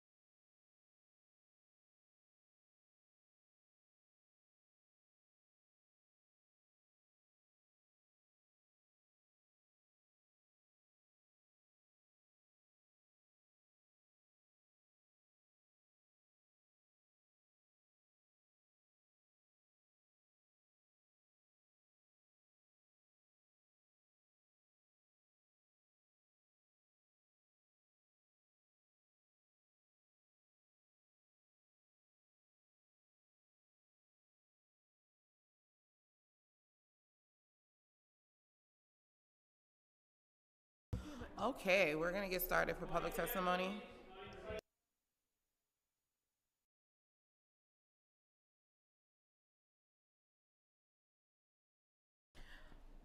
I now am opening the hearing for public testimony. I remind members of the public that this is a formal government proceeding and decorum will be observed at all times. As such, members of the public shall remain silent at all times. The witness table is reserved for people who are testifying. No video recordings or photography is allowed from the witness table. Further, members of the public may not present audio or video recordings as testimony, but they may submit transcripts of such recordings to a sergeant of arms in conclusion of the hearing. If you wish to speak today's hearing, please fill out an appearance card within the sergeant of arms and wait to be recognized. When recognized, you have 2 minutes to speak today on today's topic hearing, supporting the arts. Wait, not that. Preventative services. And with that, I will call my first panel, Daphne Torres Douglas, Jess McGlooney, Bronx Defenders, Nora McCarthy, Nilla,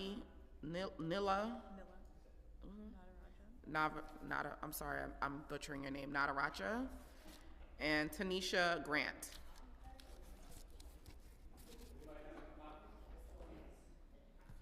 Is the next panel?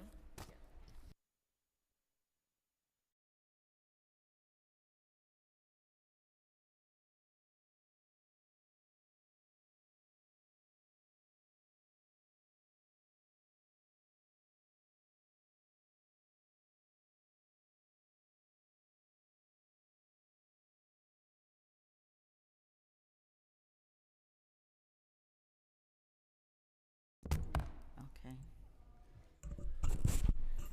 Greetings to the committee and thank you for the opportunity to testify.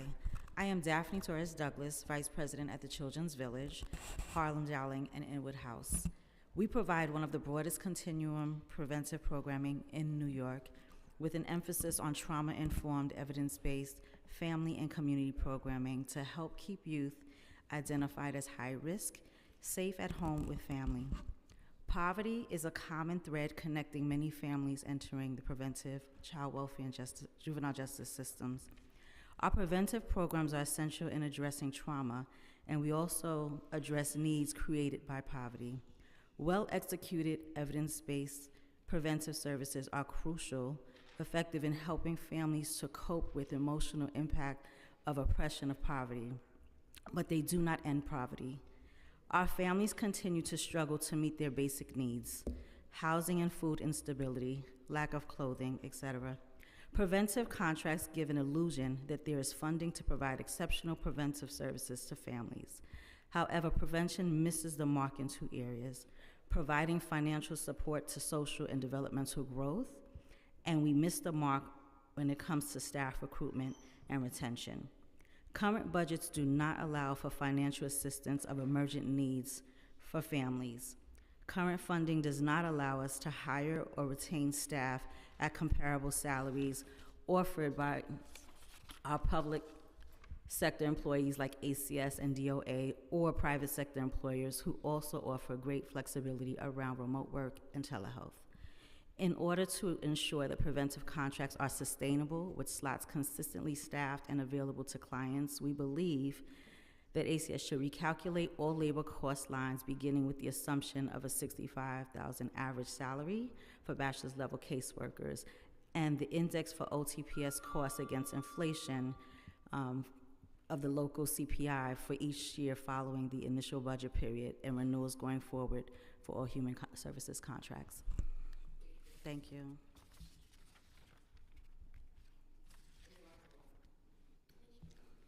Sure, why not? Hello? Oh, great. Thank you, Chair Stevens and committee members for this hearing. My name is Tanisha Grant. I am the Executive Director of Parent Support and Parents New York. I am also an impacted person since birth. I am in support of 009 and 0652. All parents should know they have the right to an attorney at first contact with ACS. That's why we are strong supporters of the family Miranda rights.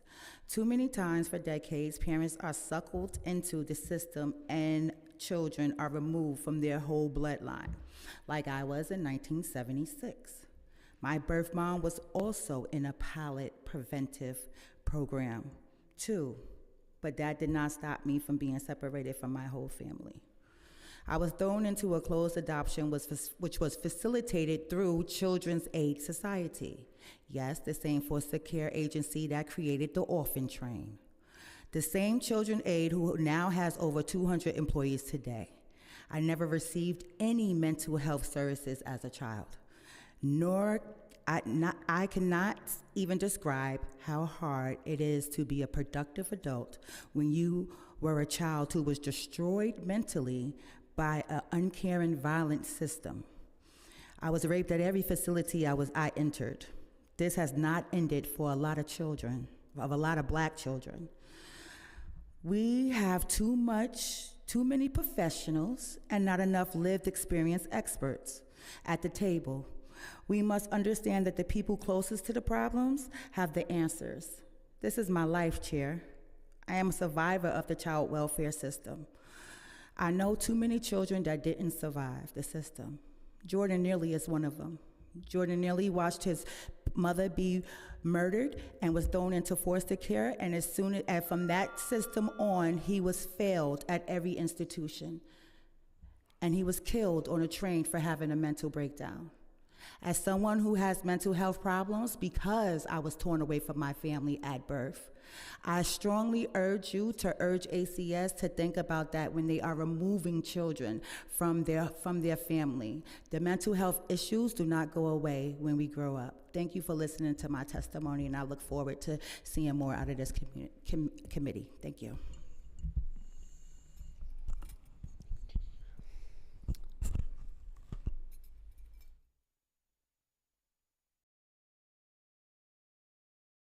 Chair Stevens and committee members, thank you for the opportunity to testify. My name is Jessie McLaughlin, and I'm policy counsel in the Bronx Defenders Family Defense Practice. The Bronx Defenders fights to prevent family separation by the foster system.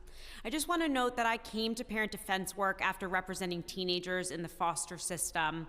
It's my deep love of young people that first brought me to parent defense, because I came to quickly understand that to support young people, we must support their families. And I'm committed to shrinking the family policing system precisely because I care about the safety and the well-being of young children and families. The best way to prevent harm, including child fatalities, is to ensure that all families have what they need to survive and thrive.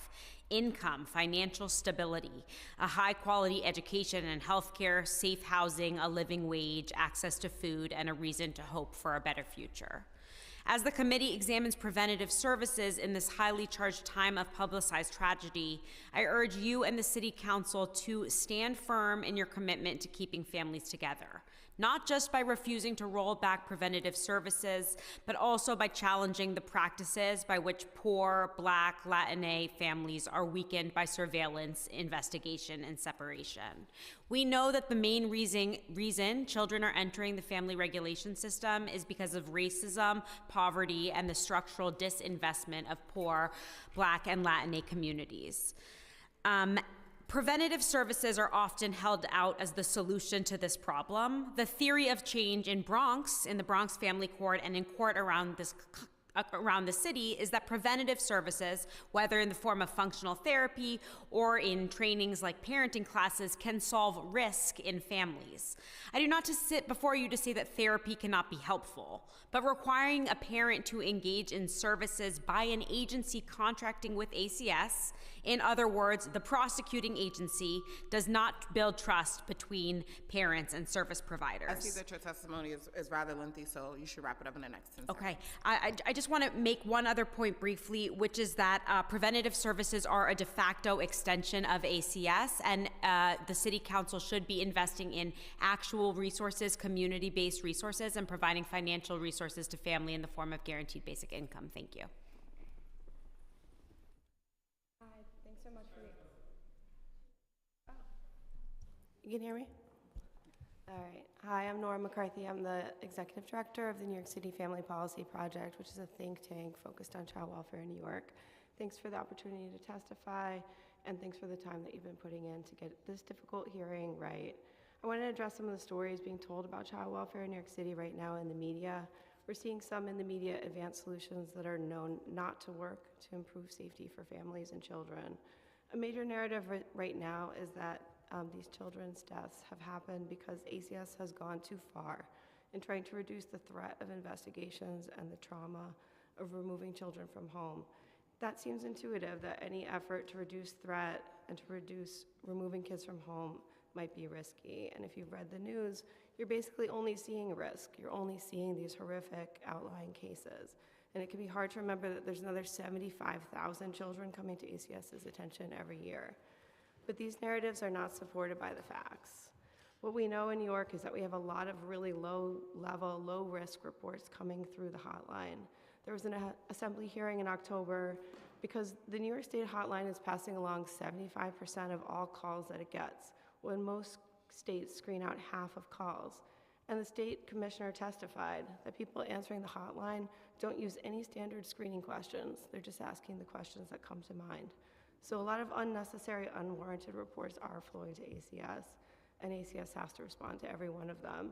CARES is not perfect, but it is an effort to respond to that reality.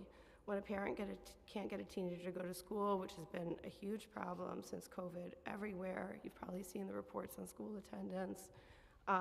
Only some families are dealing with investigations around that, and you don't need a full-on investigation on that type of issue. I've spoken to over a dozen CARES investigators in the last couple of months, and that's a lot of what they're seeing. It's important to remember also that CARES, as you said, is not some new untested approach. It's used in 20 states. It's been used here since 2013. And there's no indication that CARES has anything to do with children's deaths that we've seen reported on. So, 10 seconds. Sure.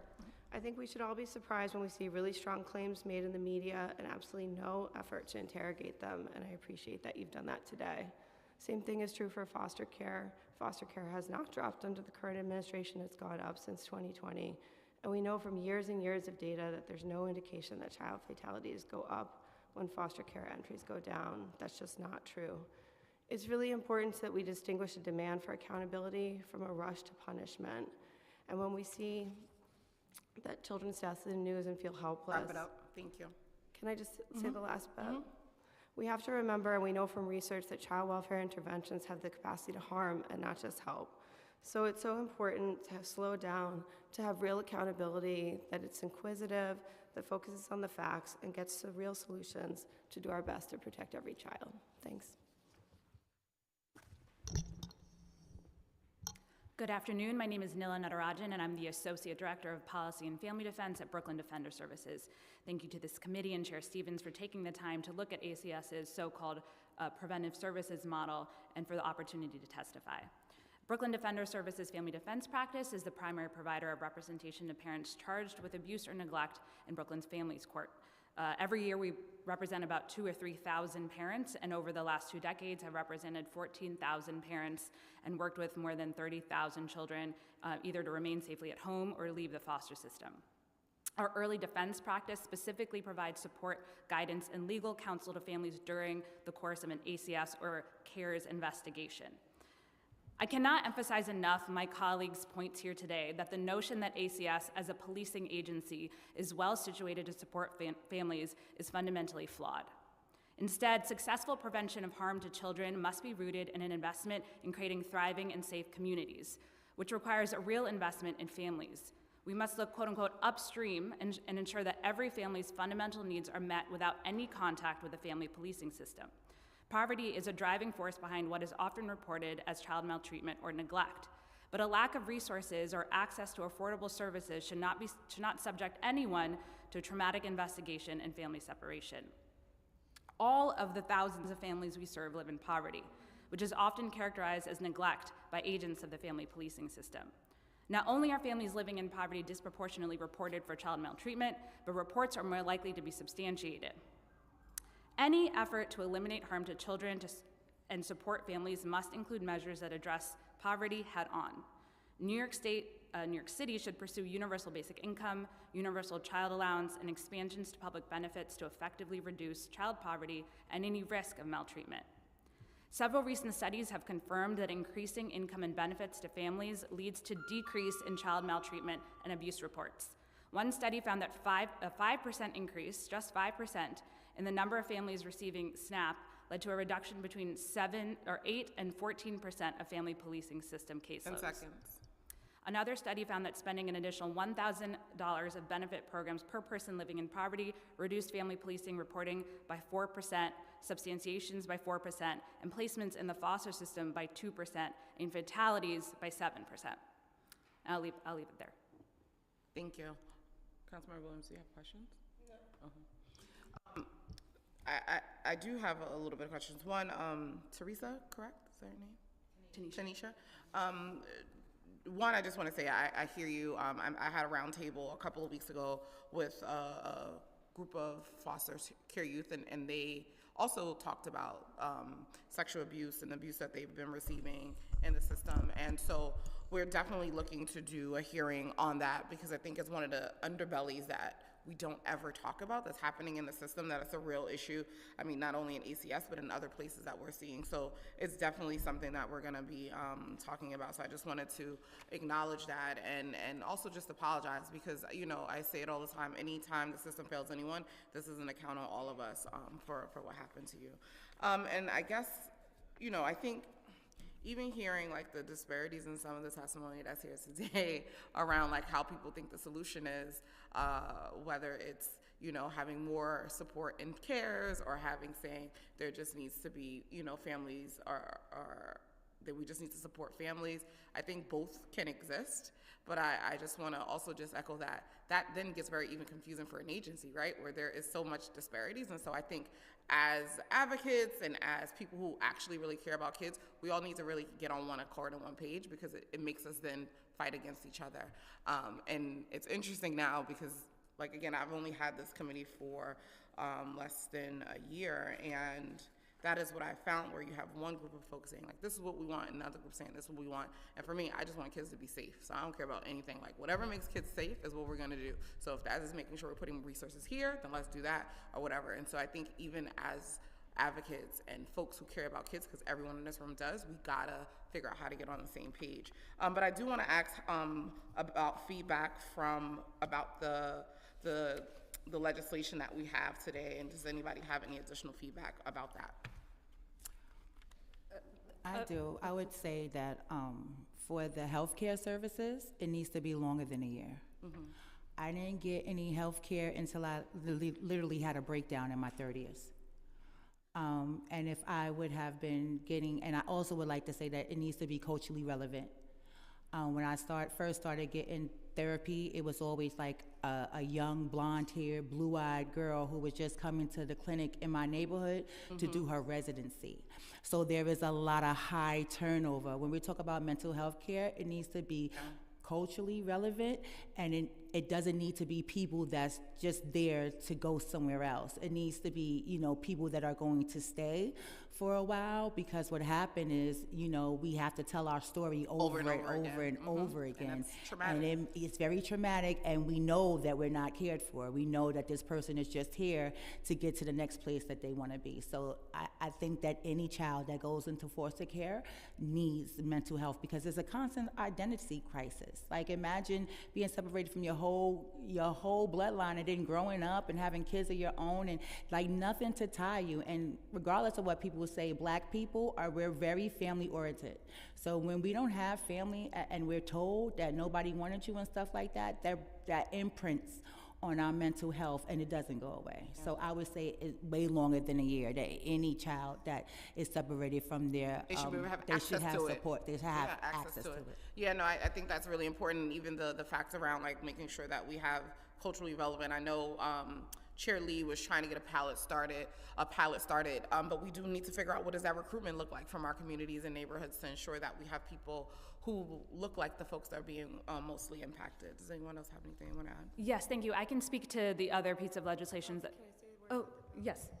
Just about the mental health bill, I 100% agree. Like, we need access to services, but we don't need mandated services.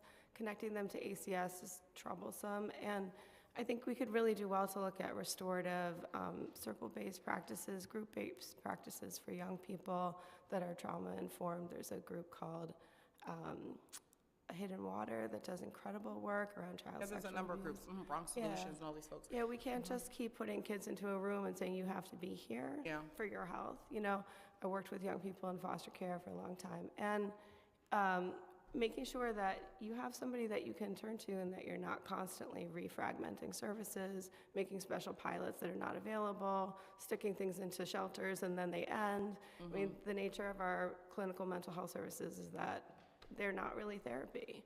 And so if it's going to be looked at, it really needs to be looked at. Like, what do young people want? How do we deliver that? And how do we make it continuous during a time of transition and turmoil? Yeah.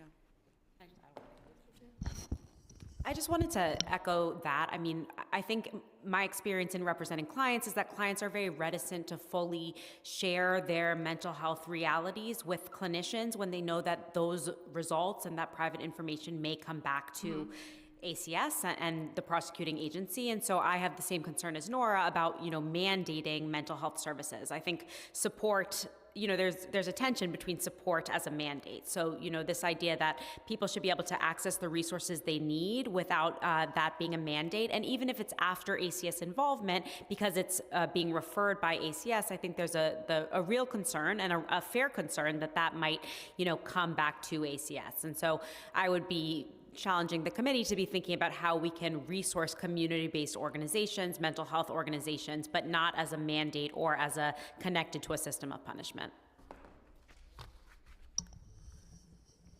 The one specific thing I'll add to that is a lot of the preventive agencies and a lot of the even mental health provision agencies are also foster agencies. They're in the same building. So it's ACS, but it's also I think a misnomer to think of those agencies as truly community-based when they're actually the contracted agency that keeps families separated. I think that also gets difficult. A lot of the agencies do a slew of these things, right? So there are settlement houses that have ACS contracts, that have this contract, because they are literally just trying to do the work, right, to obtain their mission. So I think that also gets tricky to say, because then at that point, then we can't give it to anybody, because a lot of them have multiple contracts because they're going to do what they need to do to keep the lights on. So I hear that, but I think even with that, we have to think like, okay, well, should the city not fund these things, right? And so those are things we also have to think about as well. But I don't have any more questions because we do have a hard stop at 1, and I have another panel. Thank you, guys. Really quickly, if I can just add, I definitely think that services should not be mandated. Families should have a right to decline, right? And I think the other thing that I'm hearing, even from ACS's testimony, is that there are a large number of people that get called in for neglect issues. And I think we need to really think about financially assisting families and thinking about investing in their wealth, right? Because poverty and racism is not going away anytime soon, but we have to consciously think about what we can do to help penetrate that, right? And to give families what they need. We spend a lot of money in foster care, helping foster families, and I think foster parents are great.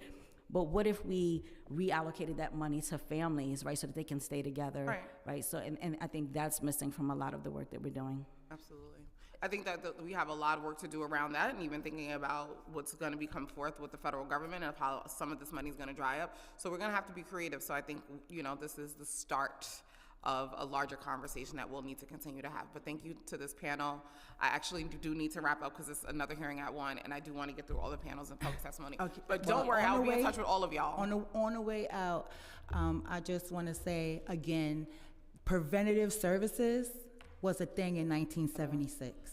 So I even think we need to talk about preventative services and what exactly that is, because if it didn't work 48 years ago, it's not going to work now. Thank you. Next panel, Kim Mayo, Dr. Stephanie Charles, Sophia Charles, Maria Hernandez, Erica Bruton, and Maria Moses, Myri Moses.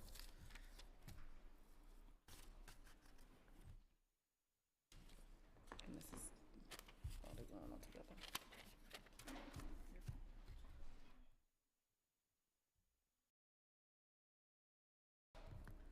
Those are the only people that's here? Go ahead.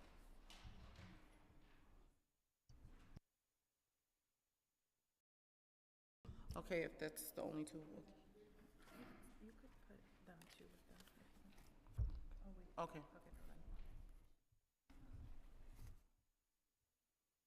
Okay,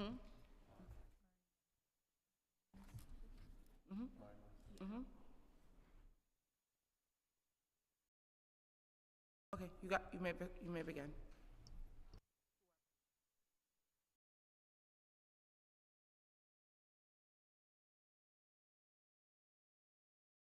Hi, my name is Mari Moss. I am a regional rep for the Community Action Board for Region 9, which is East Harlem and Harlem, which gives federal funding to nonprofit organizations such as ACS and the programs that provide their services. I also serve on the Mayor's Task Force for Ending Gender and Domestic-Based Violence. Thank you, Chair, for having this. 7 years ago, my life was irrevocably altered, and the trauma of that time continues to echo not only in my life, but also in the lives of my 3 daughters, whom I affectionately call my 3 little Harlem girls. They were just 2, 4, and 6 years old when I became a victim of domestic violence at the hands of my then husband. At the time, I was pursuing my master's degree in public administration at MCNY, working in city government and developing an economic theory to reduce poverty in Harlem. My trajectory was promising, but it came to a halt when the court system failed me. After enduring multiple instances of physical, verbal, and mental abuse, I called the police during a particularly violent episode where my husband threw me on the ground while I was already in a cast. Instead of protection, I was met with systematic failure. The court sided with my abuser, leaving me homeless, alienated from my children, and forced to endure unimaginable grief. My experience with ACS only deepened this pain. I was limited to seeing my daughters under their supervision, which exasperated the trauma. In one particularly egregious incident, an ACS worker, Beatrice Bennett, assaulted me in front of my children. I was documenting the abuse on my video. And my youngest daughter, just 2 at the time, clung to my leg and pleaded with the ACS workers, "I'm going to roar at you like a dinosaur and put you in jail." Even at that tender age, she recognized the injustice. As I reassured her that I loved her and promised to protect her, ACS staff forcibly pried her away. Despite her cries and desperate reach for me, that moment, my daughter's terror and helplessness remained etched in my memory. I'm just gonna fast forward and then submit the rest to testimony. I am urgently calling for a joint committee investigation involving the Women's Committee, Judiciary, ACS Oversight, Public Safety, and Investigations to examine the systematic failures within ACS. We need to fact-check commissioners when they are coming before these testimony hearings. Some of them do not know what's really happening. CRM tracking services and involvement can help provide understanding in this regard. Independent oversight to ensure proper vetting of staff, consultants, and implementation of safeguards to protect children and families, as well as trainings for sensitive matters of domestic violence and other forms of abuse within families. And then number 3, reparations and accountability for survivors of parental alienation and abuse at the hands of ACS and the court systems. Corrective actions are needed to make for these mistakes that are made by the agencies. Thank you.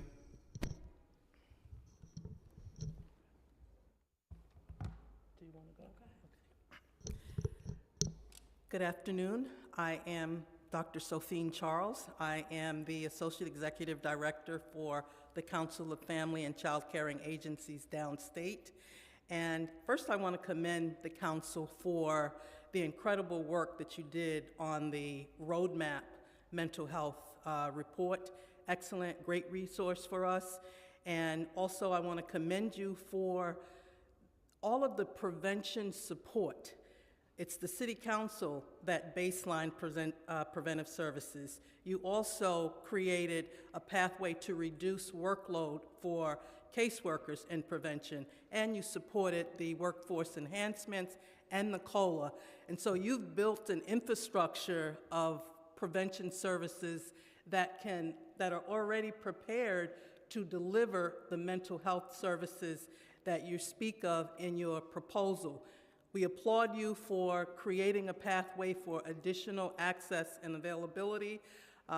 We do ask that you scan the prevention agencies that are currently available and see if you can strengthen the infrastructure. Many of our agencies already provide mental health services through the Article 31 clinics and also through the 29I services that are available to clients.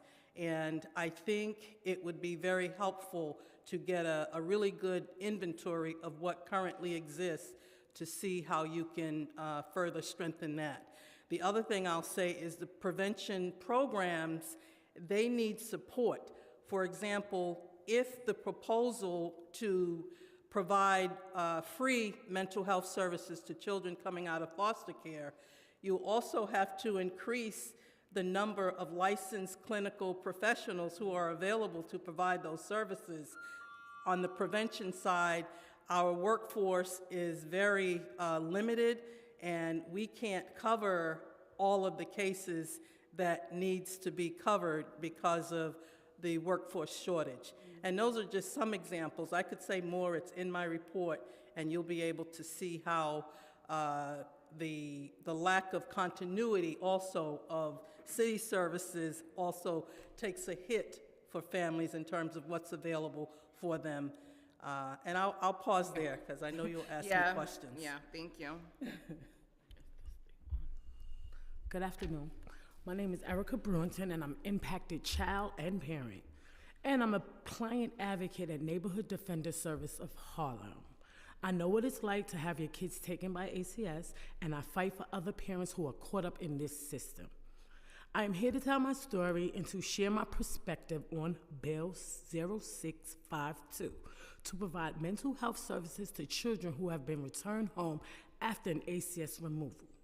My kids were taken in September of 2017 and didn't come home to April 2019. Mentally, my kids have not been right since they've been taken away. My daughter went into care when she was 5 years old. Before she was taken, she was outgoing, bubbly child. At that age, everything is brand new and she wanted to explore the world. Then she and my son were taken away from me and put in with a foster family. My son is autistic and has a speech impediment. The family they were placed with was Dominican, and my son had trouble understanding them. The adults would get frustrated that my son wasn't listening, and instead of understanding that he had special needs, he was traumatized by being taken away from me. Both of my children were bullied in the foster placement. They weren't taken care of at all, and it was terrible for their mental health. Finally, my kids came home, and I noticed they were different. They didn't want to go outside. My daughter would cry every time I left the house. She even cried today. She hardly speaks anymore. They came home in 2019, and in October of 2019, there was a final discharge. In March of 2020, we were shut in because of the pandemic, and they didn't have time to adjust. For months, they were on pins and needles because they were under ACS supervision, and they didn't know what they might say may harm us. My son's autism makes it hard to find a good therapist. He doesn't take to most therapists, and even if he does, they are not necessarily equipped to meet his needs. For now, I'm his therapist. I'm my own therapist as well.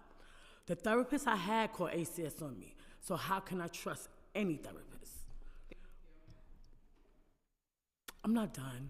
Okay. My kids are unpacking a lot of stuff from this. My partner are as well, because we weren't prepared for the mental anguish of our children when they return home to us. I miss seeing the light in my children's eyes. We all need good therapy, but here's what I'm adamant about. ACS did not get to use this as another way to spy on my family. They are not entitled to get a report from my children's therapist about the damage they did. ACS may say they're getting the report to correct their mistakes, but no. History has shown they use these findings against families. ACS can pay for services that families need, but they do not get to get a report. I don't know if this bill would impact me, but would it be retroactive? Would it also provide therapy for parents when their kids are returned? But I do know that the harm ACS has done to my family, to my kids and their mental health, to me and my partner. What we don't need is more ACS and more mandated reporters. They're the ones who caused this problem. I want to thank the city council members for listening to my testimony, and I hope they will think seriously about what impacted parents are actually asking for. Thank you. Thank you.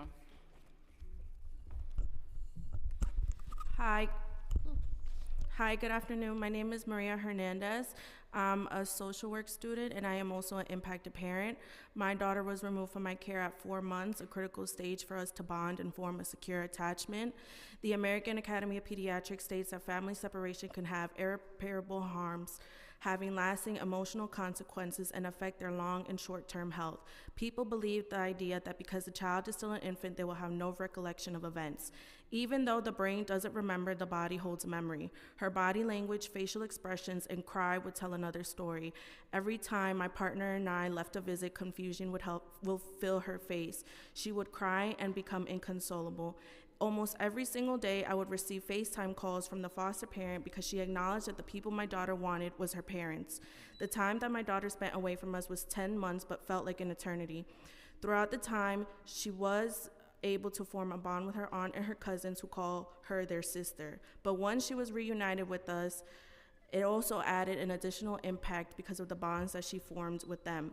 She went from crying because she wanted to see me to crying because she wanted to see them. I am somebody who enjoys capturing every single moment on camera. Like any other mother, my camera roll is full of thousands of pictures of her. As I look back at those first 4 months that she was in my care, I see a very happy child. I call her first smile ever on my phone. I look at all the times she laid on my chest and would fall asleep. I look at the times that she was with her father cuddled up on his chair. When I look at the pictures that I took of her when she was out of my care, that is not the same baby I knew. She would be expressionless, look to the side in a daze, and have a frown on her face. Now my partner and I dedicate every single minute of the day making up for lost time. She smiles in every picture we take. She enjoys playing, eating meals together as a family, and more, but there is still ripple effects that we deal with because of her removal. She cries in the night and says, "Mommy, Daddy," in her sleep. When her father is at work, she says, "Mommy, where's Daddy?" and vice versa. She clings to me, follows me around everywhere, and in order for her to fall asleep, she needs my arm over her. Even in a deep sleep, if she feels my arm move, she wakes up and puts it over her again. Sometimes, for her to fall asleep, she puts her face right next to mine. She craves a closeness, and as her mother, I can't help but pinpoint it to the time we spend away. Not only do children need therapy, but so do the parents of these children. We are expected to go from a minimum of 1 hour of visitation to being full-time parents once again after months of separation. From the beginning, we are looked down upon, treated inhumanely, and assumptions of us are already made. We deal with the long and short-term impacts that family separation has on our children, not the preventive service workers, ACS, or anybody else. I'm gonna wrap it up. Thank you. It is essential for parents to also be given a space to talk about their case and how it made them feel without the fear of this information being reported to caseworkers. It is essential for not just children, but parents to have free, quality, non-invasive mental health services available when they are ready to process the family separation they went through, because the grief that we experience is not linear and does not stop. Thank you.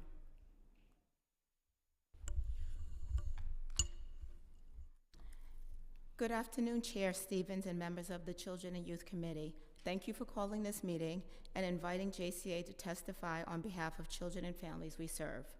My name is Kim Mayo, and I am the Assistant Vice President of Community Services at JCCA. I am a licensed clinical social worker, and I have 35 years in child welfare, delivering and overseeing preventive programs and evidence-based models. Like many nonprofit providers, JCA faces challenges in retaining a fully staffed workforce. This is primarily due to low salaries.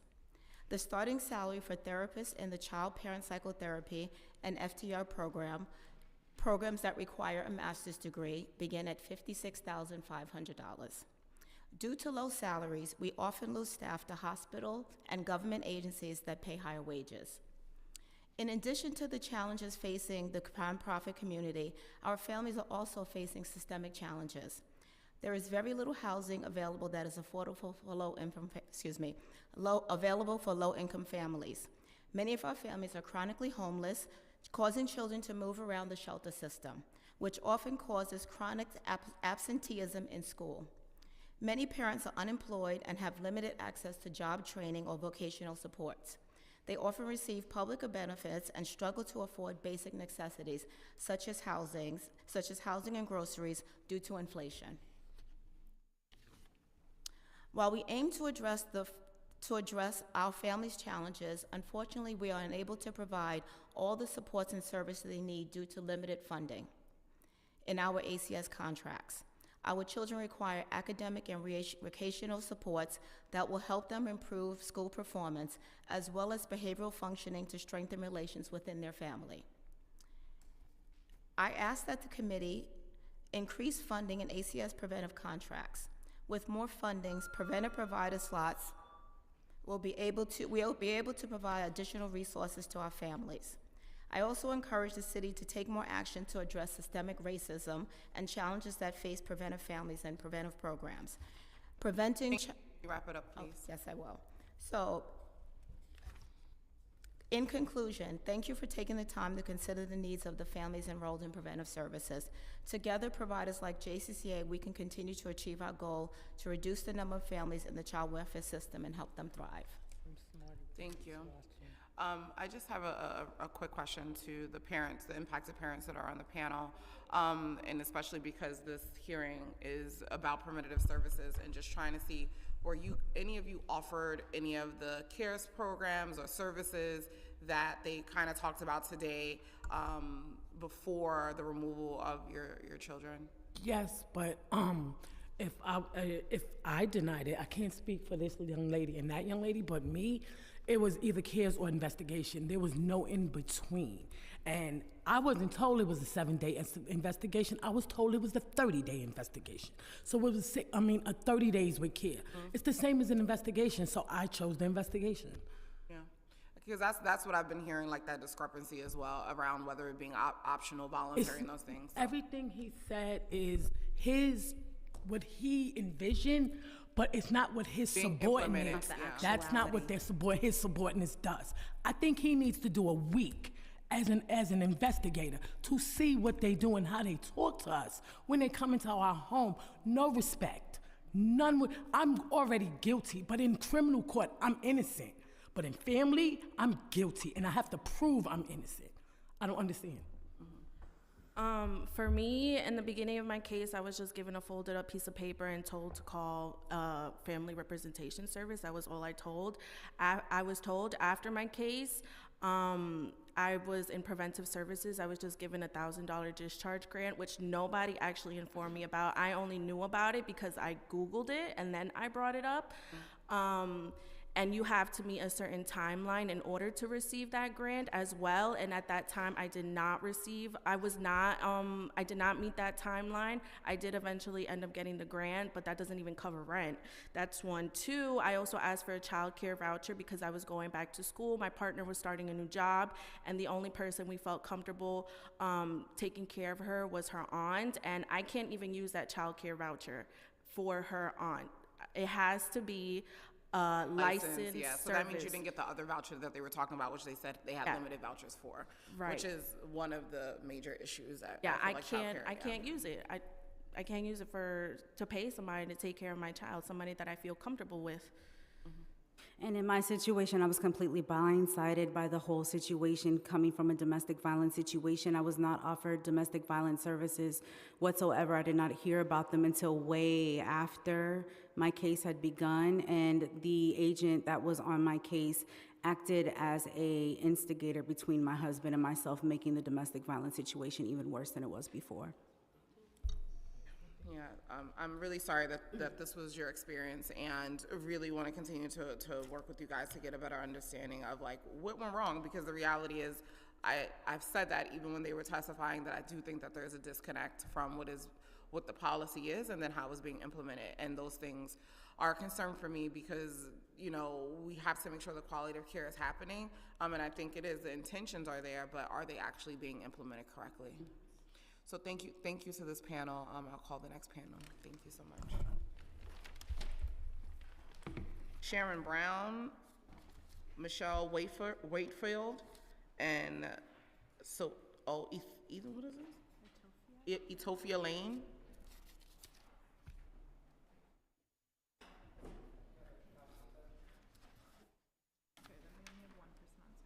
Okay. What am I supposed to say?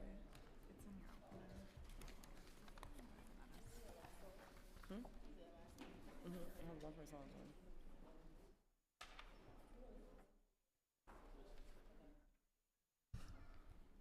Anyone can start.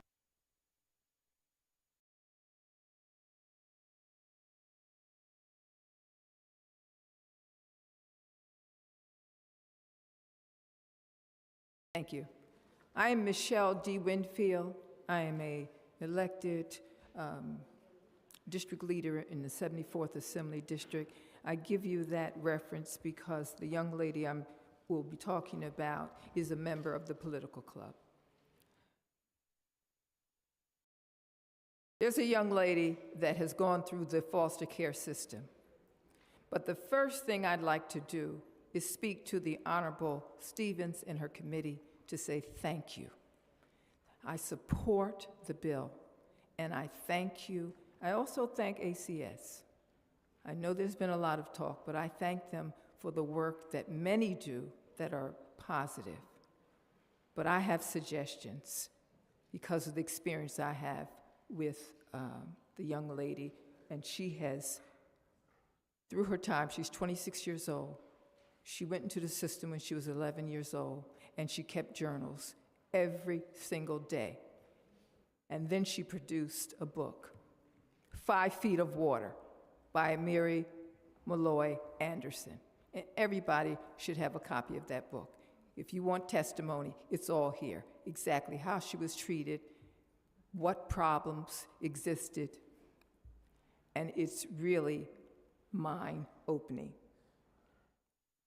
So these things included, she had ups and downs, but she was approached in the foster care system by the boyfriends of the foster care system, people, man entering her room at night, social workers bullying her to silence.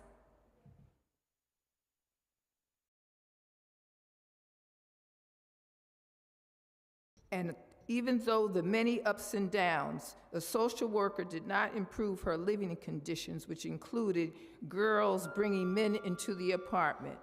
There are suggestions that we make and to take seriously the allegations of groping, molestation, and drug use in the home.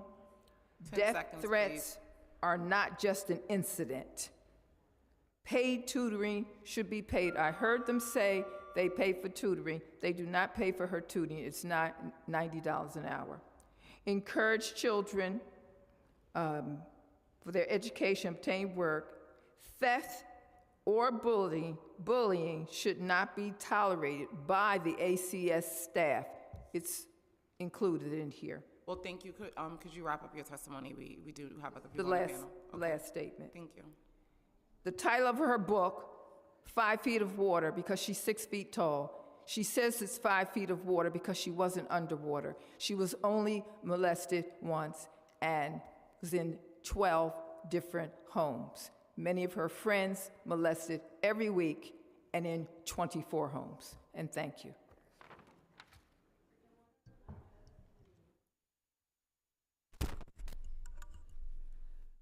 Thank you, Chair and everyone here for this time.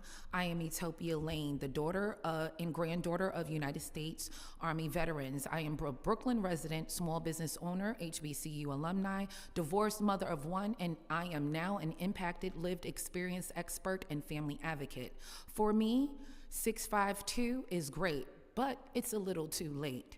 ACS and foster agencies are currently denying families medically necessary out-of-network mental health preventive services for after discharge and aftercare. May of 2021 was the beginning of understanding and experiencing how the lack of oversight in creating a quality-controlled channel for preventive service communications with investigating CPS workers and ACS emergency services can create the most damaging, traumatizing effects within a family. In April 2021, a custody modification of my divorce decree and an ACS withdrawal prompted my family's first experience with a preventive service procured by ACS that provided a sociotherapist skilled working with African American Christian families of divorce and children with mental health diagnosis. She was a Black woman. She was degreed and skilled in working with my daughter's specific diagnosis, a diagnosis that required modification through behavior modification through intensive dialectical and cognitive therapeutic services. Through Good Shepherd services, I finally found relief and the support that I needed where there were fractures in co-parenting. Although the service was provided to my ex-husband because our child was living with him, I was included, from planning to participating in family meetings and check-ins. My joint legal custody was respected. My then 11-year-old daughter was supported as she stayed with her father, even after custody modification was reversed due to my ex-husband's violation of custody agreement that triggered a CPS investigation. Supportive services continue. However, if you fast forward to now, it is 2024. My daughter was remanded in 2021. She was remanded for to receive services, but we had preventive services. How could this happen? Well, it happened. ACS emergency services were called when my daughter was placed into, when I took my daughter to an emergency, to the emergency room after she had an emotional breakdown. I was doing what I was supposed to do. My daughter was remanded for mental health services after mental health, and for the state to provide those mental health services, and that I was able to support them in providing the mental health provider. The services were always out of network. Thank you. My daughter never received services. Now it's 2024, and wrapping up, it is 2024, and despite the Office of Children's policy allowing medically necessary out-of-network preventive services after discharge to be reimbursable, ACS and Siemens Society for Children and Families have denied preventive services that are out of network. My daughter has no mental health services at this time. She just received mental health services in March of 2024. So there are no services now, leaving my daughter with no mental health services as of November 2024. She's missed 20 days of school. She's been a B student, and now her grades have dropped so much that they put her in promotion to her jeopardy of her senior year. To her senior year. Thank you. Thank you. Thank you so much. We'll follow up after. Thank you. Hello, my name is Sharon Brown from the Rose of Sharon Enterprises Company. Remember Israel, we need the hostages released. Please stay on topic. Yes, Please stay on topic. Let Yahweh's people go. That is on topic. We had someone who was from New York City that died, so we need to Please stay on topic for preventative services, please. Okay, so we're dealing with the youth, the foster care system, all of these systems that do not work in America and around the world are led by Roman Catholicism and Islam. We're kicking them out. We're going to have Judeo-Christianity Stay on topic run that. to preventative services and ACS. And Please we're stay going to on take over topic. ACS with Judeo-Christianity. Again, I need you to stay on topic. We are discussing preventative services and supports for ACS. We are not talking about that topic. So please stay on topic, or we have to end your testimony. Thank you. Okay. Preventative services are going to have to change what they do because they have not worked all these years. They debilitate people intentionally, and we're going to be changing the things that they do. We see they do not work. We get the testimony that sexual abuse is happening there. This is not a surprise. This is what they believe in. They believe that this is what we should be doing. They want to have children marrying young people. So when they do something to a little girl, I say, this is what they believe. We need to change who's running these agencies because you're fighting up against a belief system. They believe this is supposed to happen. So if you have the majority of people in the foster care who are being sexually abused and you still pretend that you're shocked, Islam believes in marrying 9-year-olds. Okay, they again, run we need this to make sure we're system. staying on topic. Roman Catholicism runs the health Thank system. you for your thank you for your testimony. We appreciate it. Thank you. Thank you. No questions for this panel.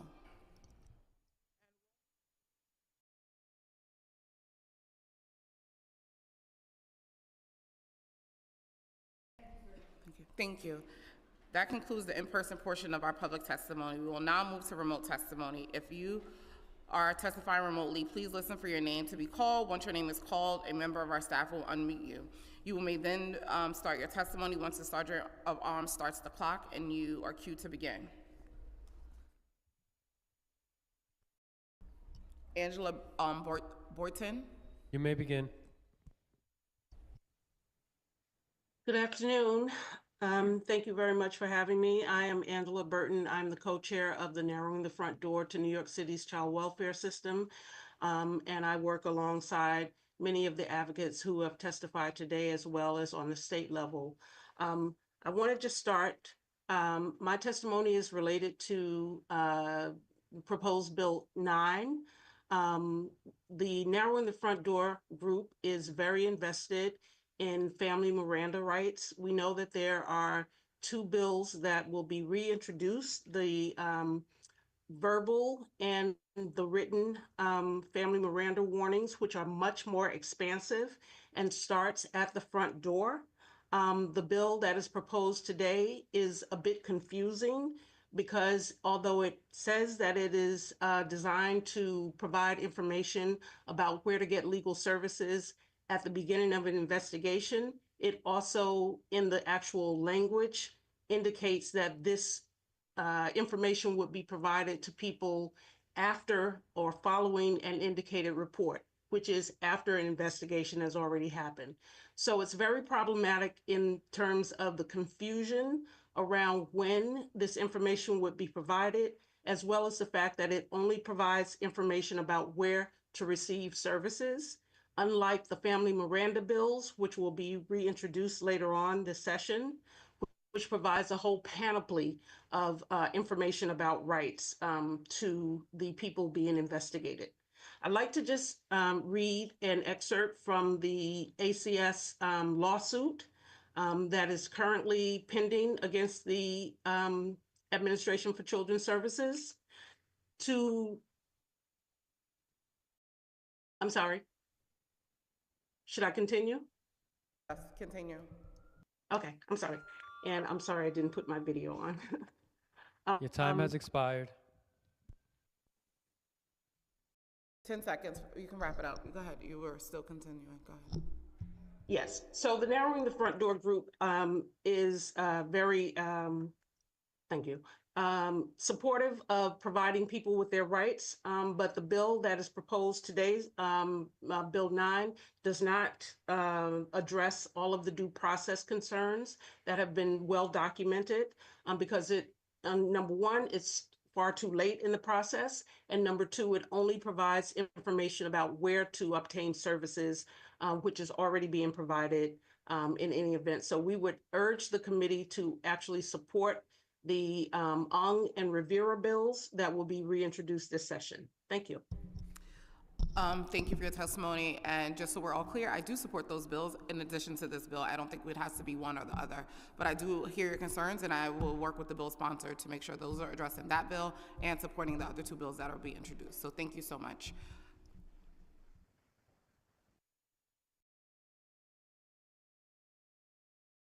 I see no one else here wishes to testify, and so with that, this meeting is adjourned. Thank you.